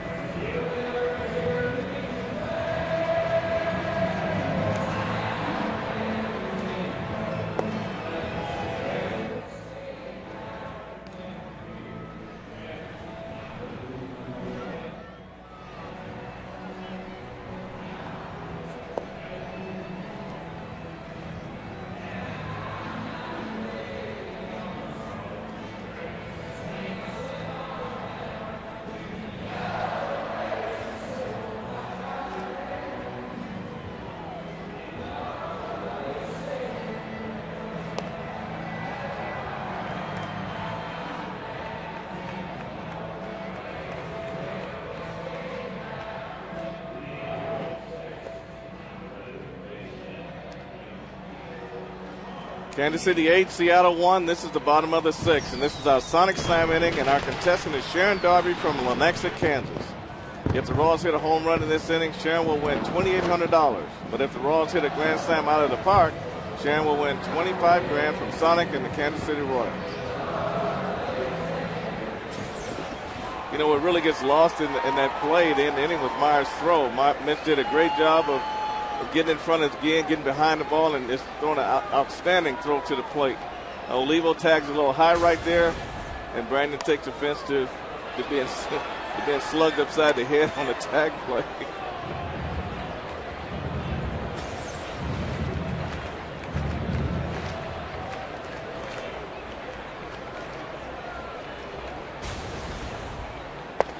Brandon popping up right away and telling Olivo what he thought about that high tag. Olivo got himself into a good boxing position. Well, it's almost like he expected something to happen after that tag, because he threw away, just like in hockey, he threw away the gloves.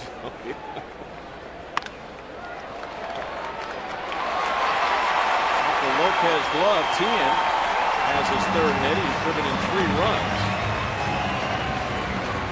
The Royals have the leadoff man on against Olson in the 6th inning. Jamie Quirk, part of our broadcast team. Jamie, what'd you think of that tag?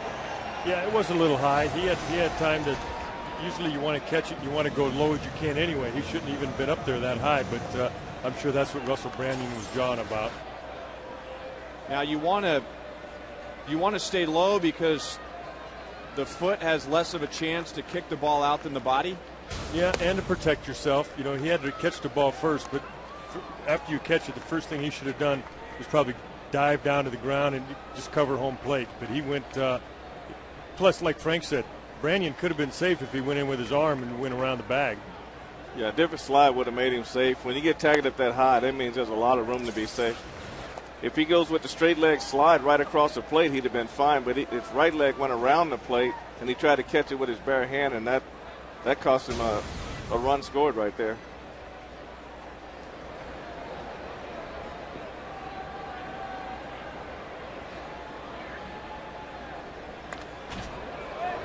Jamie, in some ways, I'm not saying Olivo's playing dirty, but catchers are very vulnerable in a play like that. You rarely get an opportunity to give to the runner what the runner gives to you. I mean, is it just in your nature to treat that play a little differently? Yeah, it's in your nature to tense up because you're used to being the guy, the victim most of the time.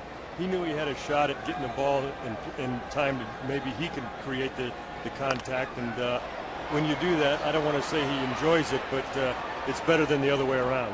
Now that throw came from center field, but you and Joel spent some time in the pregame show in reference to a play last night, and here's you at the Little K on how to receive throws from right field. Right, I'm demonstrating last night how John Buck kind of reached out and instead of let the ball come to him, and that way he's exposing the home plate area. If you let the ball travel like Oliva let it travel to him, now he was in position to block the plate.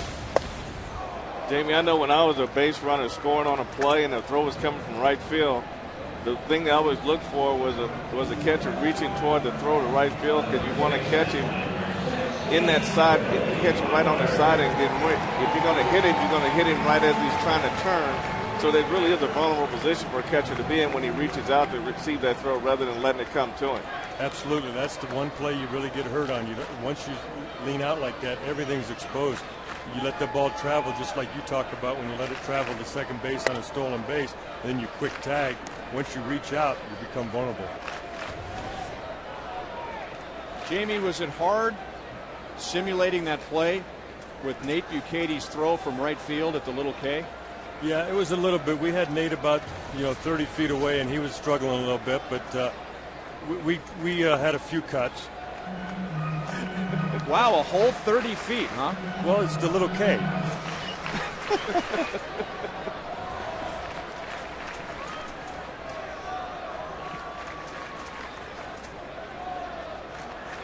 Billy Butler is 3 for 3 so far with a couple of runs scored.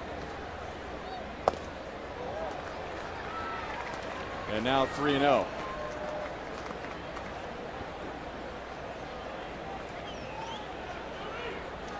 Royals with 14 hits against Silva and Olson and 5 1/3 innings.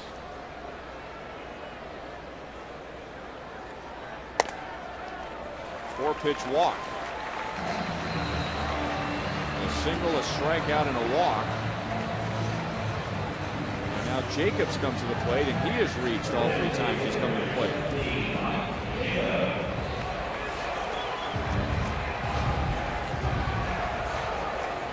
The Royals are really improving the number of base runners by way of the walk. Now the on-base percentage is at 7, so middle of the pack. It was much lower than that earlier in the season. But the Royals are 5th in the league in walks, so the on-base percentage at 7 is more of a result of hits. A lot of teams that have a low on-base percentage is because they don't walk, but the Royals are 11th in the league in hits, but 5 with walks, so a much more patient team this year. Well, that was Kevin's goal coming into spring training, was to increase that on-base percentage through walks and seeing more pitches. That's why I say if you can see 8 pitches and at bat, even though you make an out, that's considered a successful at bat because you're working on getting the pitcher out of the game and getting his pitch count up. So that's pretty good philosophy right there.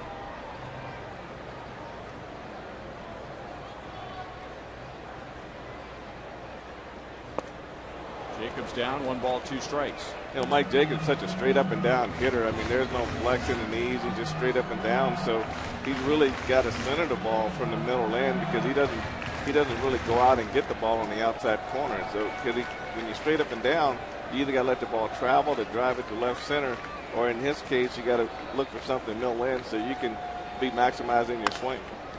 Puts that ball up the middle. Lopez, tough flip for Betancourt, but he turns it into a double play. Royals scoreless in the 6th, but have an 8-1 lead.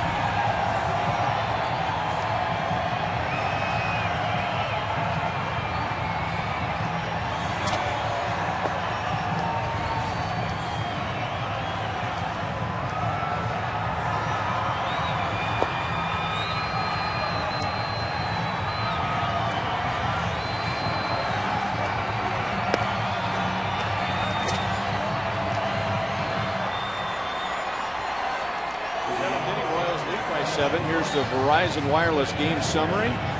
Sidney Ponson holding the M's scoreless for the first 5. They got a run in the 6th. Royals scoring first again. They got 3 in the 1st.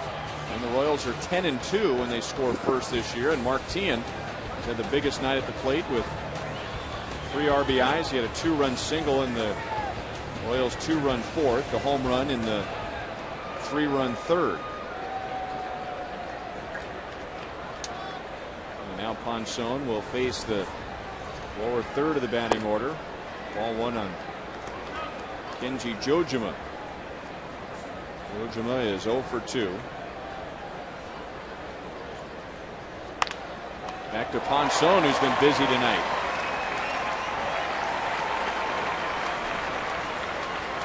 Jojima is 0 for 3. I want to remind you again about the new weekday play pack, a great deal for weekday games here in May. It includes 4 Field Plaza tickets, $20 worth of concessions, and unlimited free games in the outfield. Unlimited. All for just $40. That's a value of more than $150. The weekday play pack. Ask about that when you call for tickets.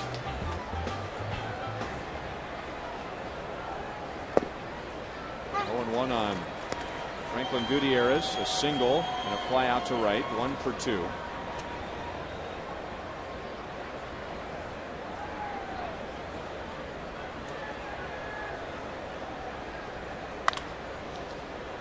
And a 2-hopper to Teahen, so Ponson continues to get the ground ball out. 2 away. Tonight's copyrighted telecast is presented by the authority of the Kansas City Royals. Not be reproduced or retransmitted in any form, and the accounts and descriptions of this game may not be disseminated without the express written consent of the Kansas City Royals Baseball Corporation. Ryan Lefebvre with Frank White, Joel Goldberg, producer Kevin Shank. Director Steve Kurtenbach, associate producers Al Broughton, Sam Abramson, stage manager Mike Carruthers, and technical director Richard the Rocket Harlan, and dozens of others.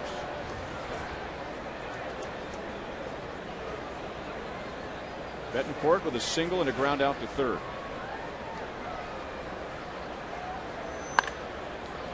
And that's deep into the left field corner. DeJesus on the track, just has room.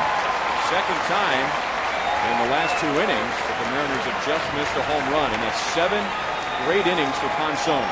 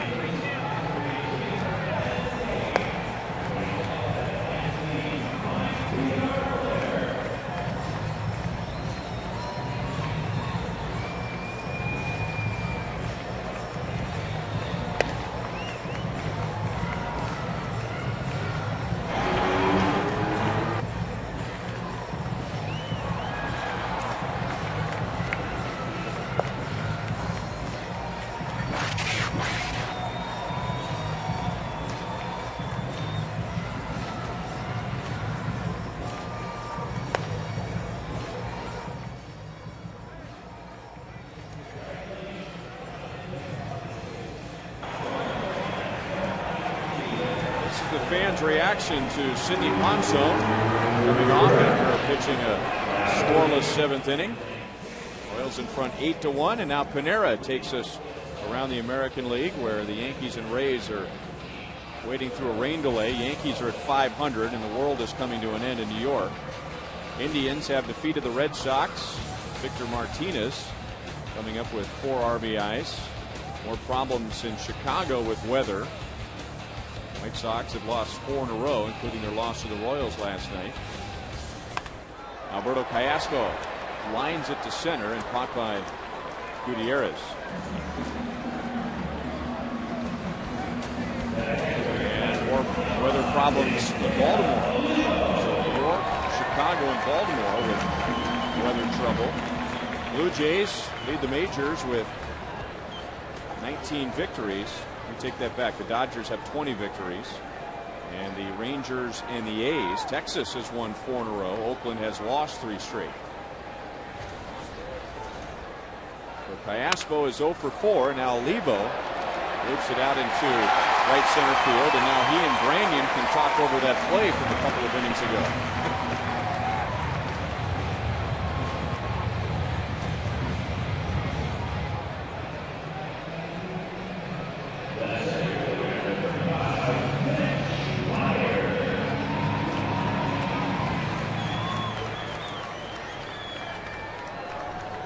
I don't think Branyan is completely over it.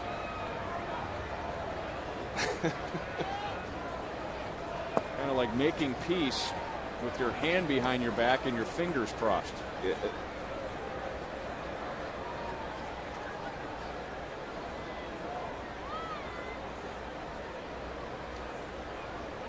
Mitch Meyer at the plate, also involved on that play. It was his throw from center field, with Russell Branyan tagging up at third base on a fly ball from Ken Griffey Jr. Olivo receiving the throw, and then a high tag around Branyan's head. 2 balls, 1 strike. It's our defensive play of the game, brought to you by the Home Depot, doing more on defense. Well, Meyer did a great job, and like you said, Olivo really came high, and Brandon really took offense to it, probably as he should on a play like that. But I guess they're getting it all sorted out at first base right now. That's through the right side. Olivo will not test Suzuki's arm in a 7-run game. So Meyer has 2 hits and a walk. Scored the winning run last night, hitting on base with a walk in the 11th inning. Bloomquist got in the 3rd. Buck got him home. Now the Firestone in-game box score, and we'll see a lot of numbers with the Royals lineup tonight because they have 8 runs on 16 hits in less than 7 innings.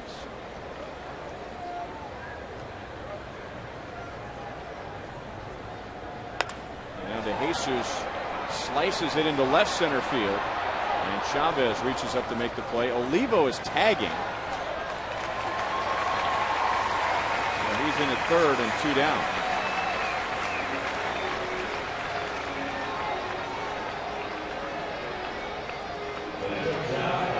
He's 2 out of 4 with that fly out to left field.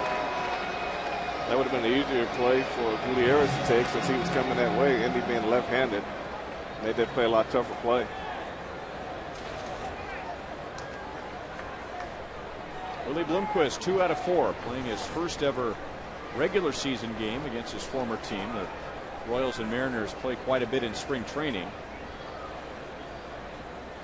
Surprise in Peoria. It's right down the road from one another.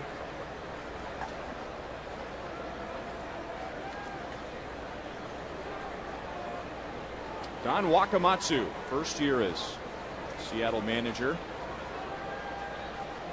Mariners were 39 games out of first place last year. Wakamatsu, in addition to being a good managerial candidate, has also coached every team in the American League West. So he has a lot of knowledge of the players within the division, and that's the smallest division in baseball. There's only 4 teams. Well, knowledge is power in this game, and if you know something about a hitter that the hitter doesn't know, or maybe the hitter forgot, but you as a coach or manager, you never forget.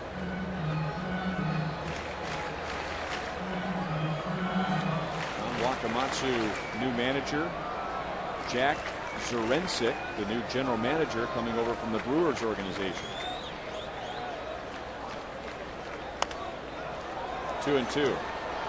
Major League Baseball and People magazine are looking for individuals who have made a difference in their community.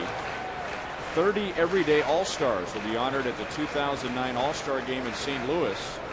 To nominate, go to peopleallstars.com. PeopleAllstars, one word.com.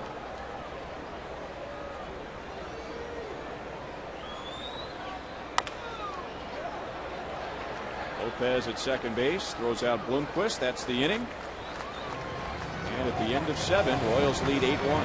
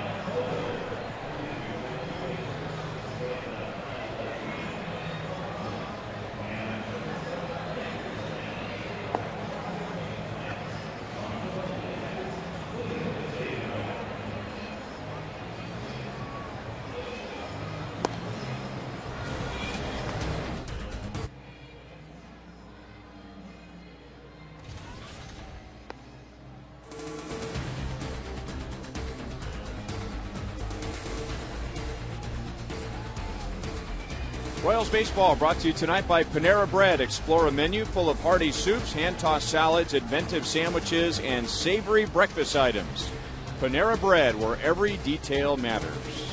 Beautiful look at new Kauffman Stadium from the third base side, which lights up with Royals across the facing there when the Royals win a ball game, and they're on their way, leading 8-1 as Willie Bloomquist moves from shortstop to right field. And Luis Hernandez makes his Royals debut. He'll be at shortstop, so Jose Guillen is out. And Sidney Ponson jumps ahead of Ichiro Suzuki. Well, Ichiro will probably be the one hitter that could test Luis Hernandez right away into the game. Said he just golfs one out into center field and has 2 hits.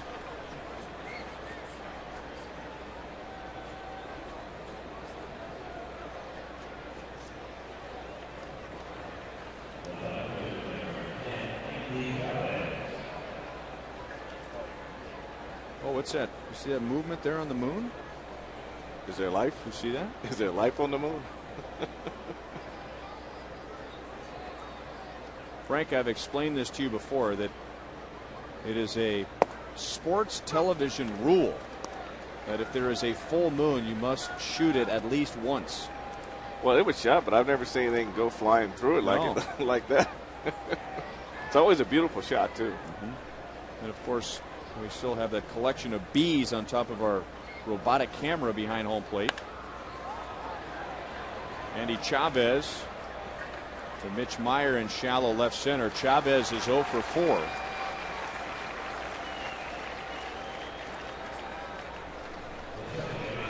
One on, one out. Our next Royals broadcast in high definition will be tomorrow afternoon with Brian Bannister pitching for the Royals, Jared Washburn for the Mariners. Coverage begins at 12:30 with Royals Live with Joel and Jamie. First pitch at 1:10. Brought to you by Time Warner Cable, where HD is free with digital cable. Lopez into deep left, and to Jesus. He's going to have to play this one off the fence. Suzuki will be held at third base. And Lopez with his second hit. Ponson trying to get through 8 innings for the second time this year. 2 starts ago. Took the loss against Detroit here at Kauffman Stadium. Gave up 3 runs in 8 innings.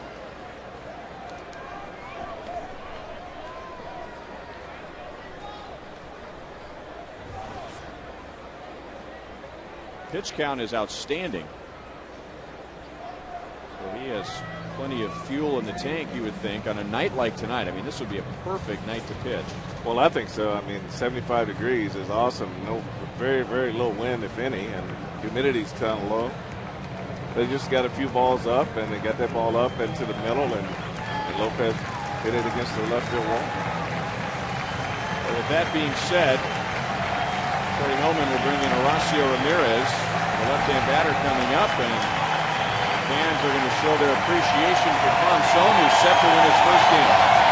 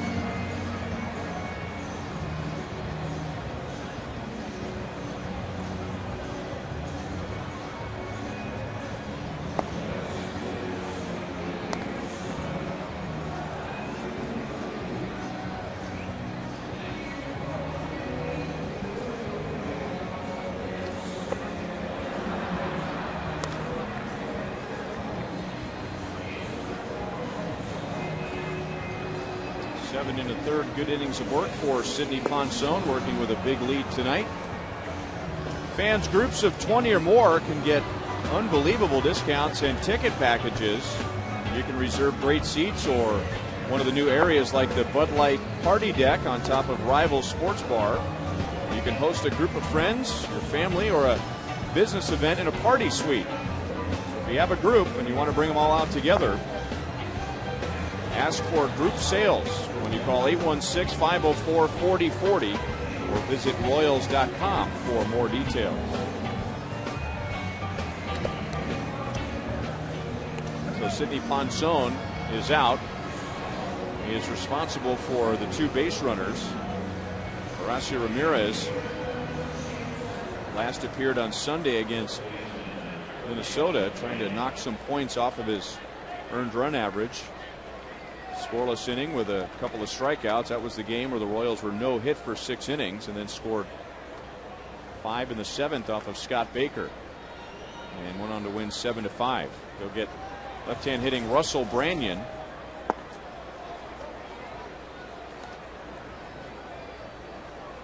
First time Branyan has faced Horacio Ramirez tonight.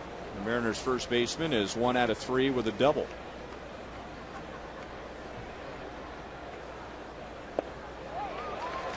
1-1. Ramirez has got pretty good deception on his breaking ball, and he keeps it to the outside, and he's almost like he's throwing from behind the left-hander, the way he has the ball and the way he kind of coils up, and when he comes out, the arm comes late. Don Wakamatsu deciding to stay with Branyan rather than go with Mike Sweeney, who's seen some action as designated hitter in first base. Griffey the DH, Branyan at first. 99 home runs for Sweeney in this ballpark. 2-2. Well, we know the capabilities of Mike Sweeney. He's gotten some big hits here in Royal Stadium, and to talk to him before the game, and he was excited about all the improvements and just basically said what a great atmosphere to play baseball. Now 3-2 on Branyan.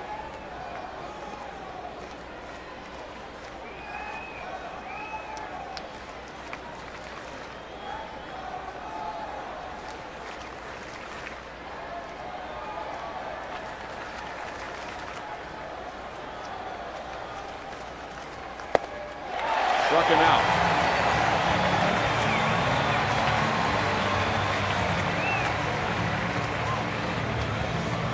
Ramirez trying to pick up where the bullpen left off last night. Bullpen picking up Kyle Davies. Tejeda gave up 1 run in 2 innings, and then scoreless inning from Mayhay. 3 great innings from Jamie Wright, and then Juan Cruz ended up being the winning pitcher, pitching a scoreless top of the 11th inning. And that was available. That was all possible because of how good the starting rotation had been. That was a very rested bullpen that Trey had no hesitation turning the game over to in the 5th. And Trey had some concern about his bullpen not getting enough work, and he said basically he said that is the fault of the starters, but he was concerned that they weren't getting enough work, and that's why they weren't quite as sharp. But the performance by Tejeda last night, a couple of innings, Jamie Wright, 3 big innings. This really set the stage for Mayhay and Cruz to have only throw 1 inning last night. So they all did a great job, and the Royals as a team did a great job coming back to win that game. Jam badly and a slow roller to Hernandez, who's a great glove man, and Hernandez throws out Beltre. Ramirez strands 2 in the 8th inning.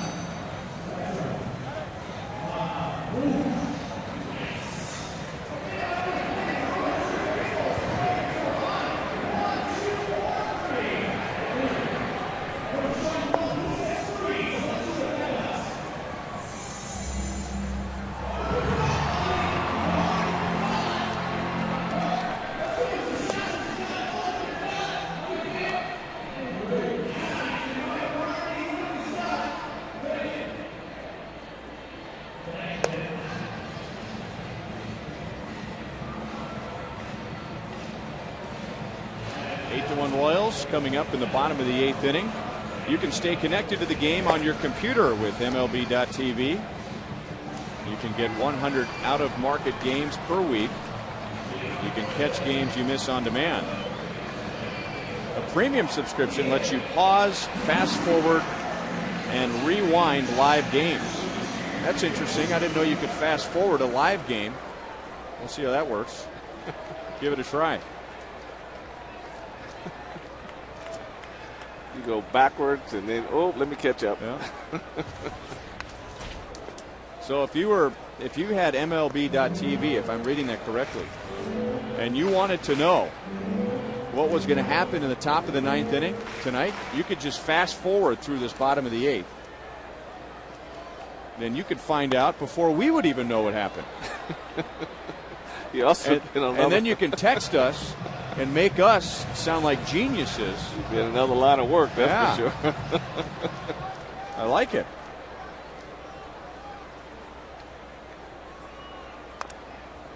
Oh, and 2 on Mark Teahen. 3 hits, 3 RBIs, including his 4th home run. That was in the 3rd inning.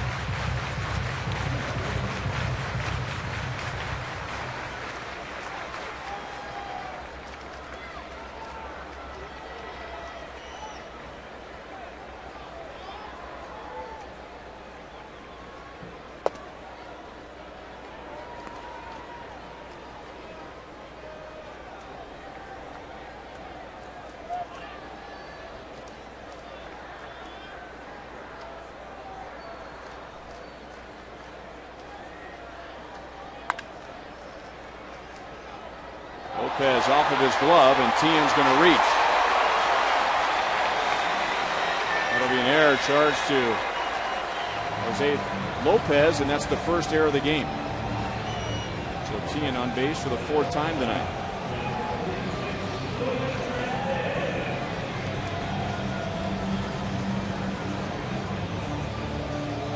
Got in a hurry and ball hit off the heel of the glove. On this play right here, he just kind of goes to his left there, and just that's a two-handed play, and he just basically just overreached, and the ball hit right on the heel of the glove. I think a lot of it too, you know when the guy hits the ball, he's going to run hard, and that ball's bouncing high enough that even a different glove angle would have helped him right there, but he just pretty much just sort of casually went over, and the ball hit off the heel, and you're going to try to panic and try to get it, and don't grab it on the first grab. You're just not going to get a guy like Mark Teahen.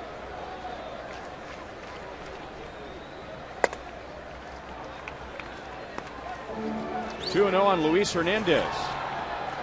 Hauled up when Tony Pena Jr. broke his left hand. Royals saw him last year with the Baltimore Orioles. He's also played in the big leagues with the Tampa Bay Rays. And we saw in spring training what he can do with the glove. Switch hitter. Well, he worked hard, and he does have good hands at shortstop, and they worked him a little bit at second base in some early drills since he's come up. And George Brett spent a lot of time with him in spring training, working on his swing from the left side, getting him to choke up a little bit more and try to hit more line drives and not worry about hitting doubles, just hard singles.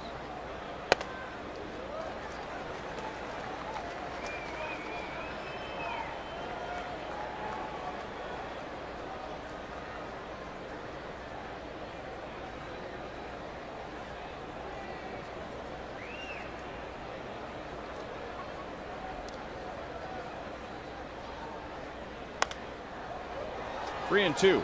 Yeah, you can really kind of see how being choked up, how quick his bat is, and he's hit 292 when he came up. And Luis also spends a lot of time with former Blue Jay shortstop Tony Fernandez in Miami. He stays with him a little bit, and they work, and so he's getting some good toolage at shortstop.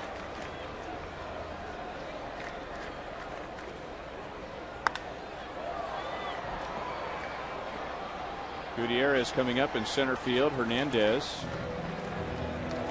is the first out of the 8th inning, and now Billy Butler. 3 hits and a walk, on base 4 times. He has scored twice.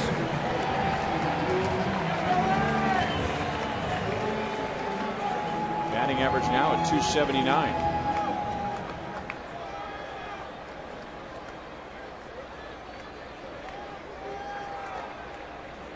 Royals with 3 in the first inning against Carlos Silva, 3 more in the third. And that was the end of Silva. Garrett Olson really taking one for the team tonight. He's been in there since the 4th inning and has allowed 2 runs. Branyan makes a good play over by the railing of the dugout sweep.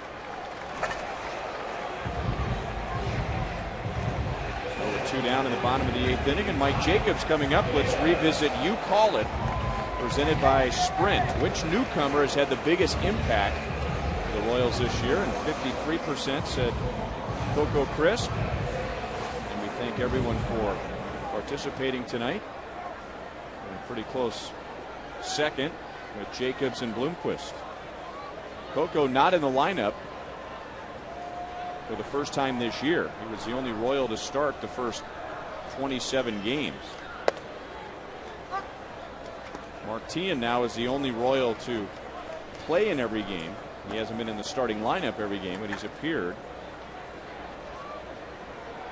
Martian with 3 hits tonight, 3 RBIs. With the versatility of the ball club, you may not start a game, but according to how the game goes, there's a good chance you might be in the game, either as a defensive replacement, a pinch hitter, or a guy who just goes in to run the bases. That's a lot of things that Trey does with his team that you just don't know. Usually when you get a day off, they say you got a day off, but with here, you just don't know. Pounded into deep right field, and that's going to sail over Suzuki. Tian rounding third, and he'll score on the double from Jacobs, who has 3 hits, and Jacobs has matched Tian with 3 RBIs tonight. We talked about Jacobs being an up and down type hitter, and the ball's away. You wonder why he would ever swing at a ball away in the stance that he has. So he needs to really wait for the ball to be milled in for him to be maximized in his swing, and he stays tight in that swing, and the ball really jumps off his bat. Now, if the ball goes out over the plate more, then he has to reach a little bit, then that's when he's less effective. You know, no surprise that he's a good low ball hitter, because doesn't that look like a nice golf swing? That's just what it is. He just stands tall and just drops the head of the bat to the ball. And really it goes back to discipline, his plate discipline at the plate, and not chasing that slider that's down and away or the fastball on the outside corner. There are times with 2 strikes he's got to go out and try to foul it off, but that's where he needs to make the pitch to try to throw the ball on his first 2 strikes. Alberto Callaspo with a rare hitless night. Line to center his last time. He's 0 for 4. Callaspo had a 10-game hitting streak. Snapped recently and immediately began a new one, and he's hitting 7 straight coming in tonight.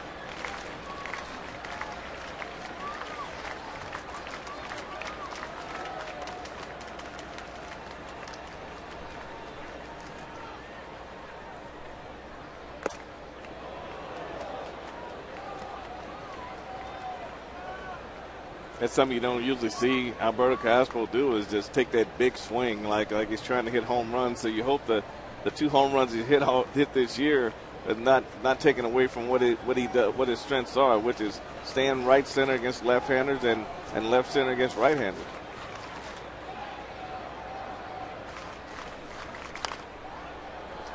Two and two.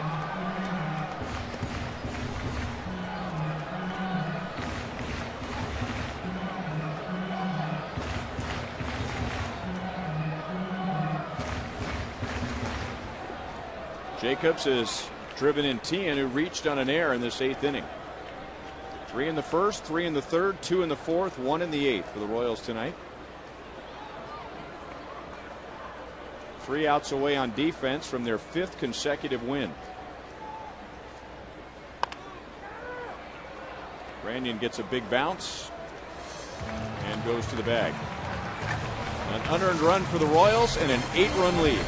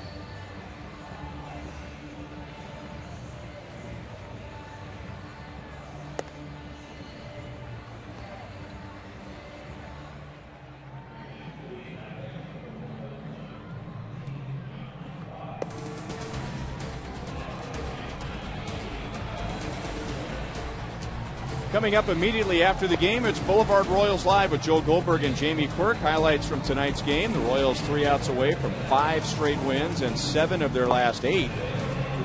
Sidney Ponson 3 outs away from his first win of the year. And a preview of tomorrow's game with Brian Bannister going up against Jared Washburn.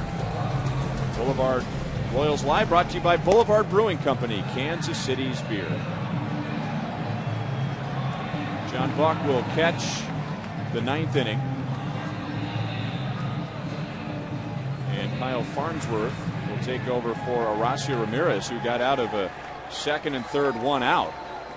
In relief of Sidney Ponson in the 8th, striking out Branyan and getting Adrian Beltre. Now I have a question for you, Frank. Nice crowd here tonight, over 15,000. And the Royals are hot. 4 in a row, 3 outs away from 5 in a row. They're in first place. It's a beautiful night. But I would think some of the fans maybe came to see Mike Sweeney get an at-bat. And now we don't know if Michael's 100%. He hasn't been on the disabled list or anything like that this year. But Russell Branyan comes up, first baseman, facing a lefty Ramirez. I mean, this game is for the fans, and it doesn't appear Michael's going to pinch hit here in the 9th inning. But why not put him in the game as a pinch hitter and give these fans a chance to cheer one of the greatest Royals in history? Well, that would be a nice thing to do. I don't, I think a lot of the old time managers, they used to look for opportunities like that to insert a star, especially if he comes from a situation where Mike has played a lot of years in the city and been very popular. But like you say, we don't really know if Mike is capable of going out and playing first base or what his health status is. But we'll surely we'll find out by tomorrow night probably. But it would have been a nice gesture to have him go up there. I know the Mariners have an obligation to their fans, and I'm sure back in Seattle they want to see Ken Griffey Jr. hit right now, but he's the DH. It's a spot where Sweeney could hit. And on cue, it's a ground ball to first that's dropped by Farnsworth.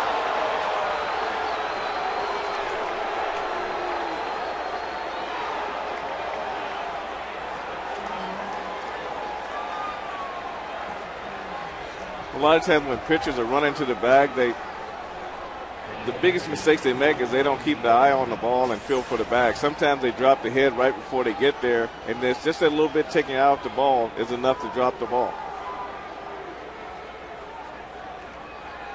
You can kind of see where he was looking when the ball hit his glove. So he never really picked the ball up.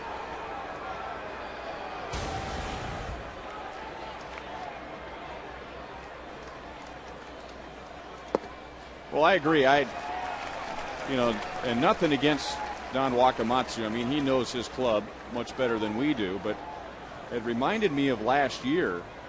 The Oakland A's were here, and there was a doubleheader. It was an unscheduled doubleheader.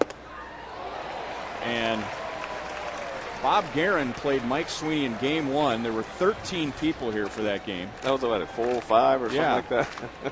And the second game, there was a big crowd, and I think that night there were people here to see Mike Sweeney in another uniform. It was his first year away from the Royals, and it was the same game, the second game of the doubleheader. The Royals were way out in front. And nice play by Bloomquist, sliding to get Jojima. And never use him as a pinch hitter, and I think these fans would love the opportunity. You don't know how much longer Michael's going to play. An opportunity to give him a nice hand and appreciation for what he did for the Royals. Well, that's true. Willie Bloomquist continues to play great defense no matter where the Royals put him, and seems like when he's in the outfield, he's either sliding and making a catch or he's stretched out diving to make a catch. But I agree, Ryan. I know that there's some people here to see Mike Sweeney. I mean, I know that after going through the knee surgeries and all the things that he had to go through to get back into Major League Baseball this year, I'm sure that a lot of these fans would love to see him go to the plate. And maybe he's in the starting lineup tomorrow. Who knows? But, why not put him in there tonight? And that's not just for Michael. I'm talking about any player that comes back to play his former team and fans come to see him. I mean, this game is for the fans. If the fans go away, the rest of us go away. That's true. We don't have a job. That's No. for sure. And that counts for everyone, the broadcasters, the coaches, the players. Well, we can only hope he plays tomorrow or make an appearance tomorrow and let the fans who watch Mike do most of his damage here.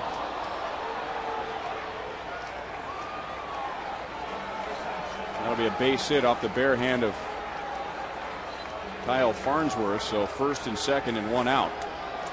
Well, Ryan, there's some balls that you should just let go and let your defense make the play for you. I'd rather see a pitcher use his glove and try to make a play rather than throw that bare hand out there. First of all, you risk injury, but secondly, you don't know where your shortstop is or your second baseman. Basically, all you're trying to do is get an out right here.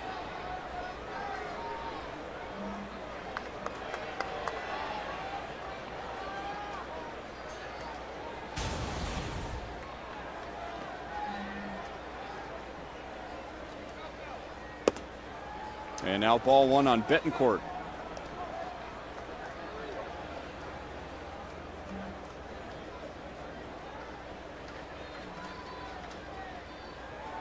Bettencourt 1 for 3 with a single in the fifth inning and then hit one to the wall in left field in the seventh, hauled in by DeJesus.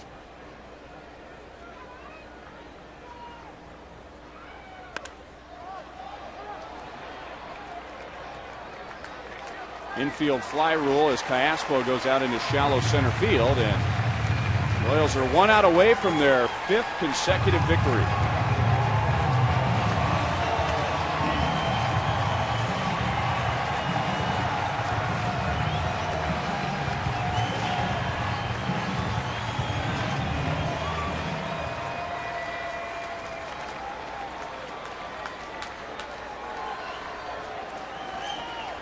$15,324 here tonight. Ichiro Suzuki has 2 singles. 0-1. Sidney Ponson, 7 in the third innings, allowed 1 run, 8 hits. Horacio Ramirez impressive in relief. Inherited runners at second and third and 1 out and got out of it. And now Farnsworth trying to pitch a scoreless ninth. Didn't mean to go around, and that is just barely foul. Almost leading Tian right to the bag.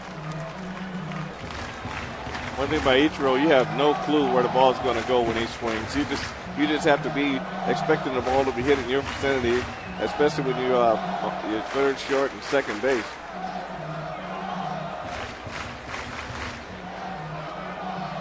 Texas is out in front of Oakland in the third inning.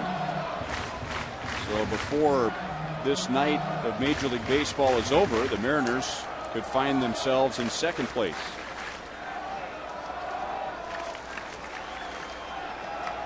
Detroit and the White Sox postponed. The Royals lead could be 2 games. 1 strike away from leading by 2 full games.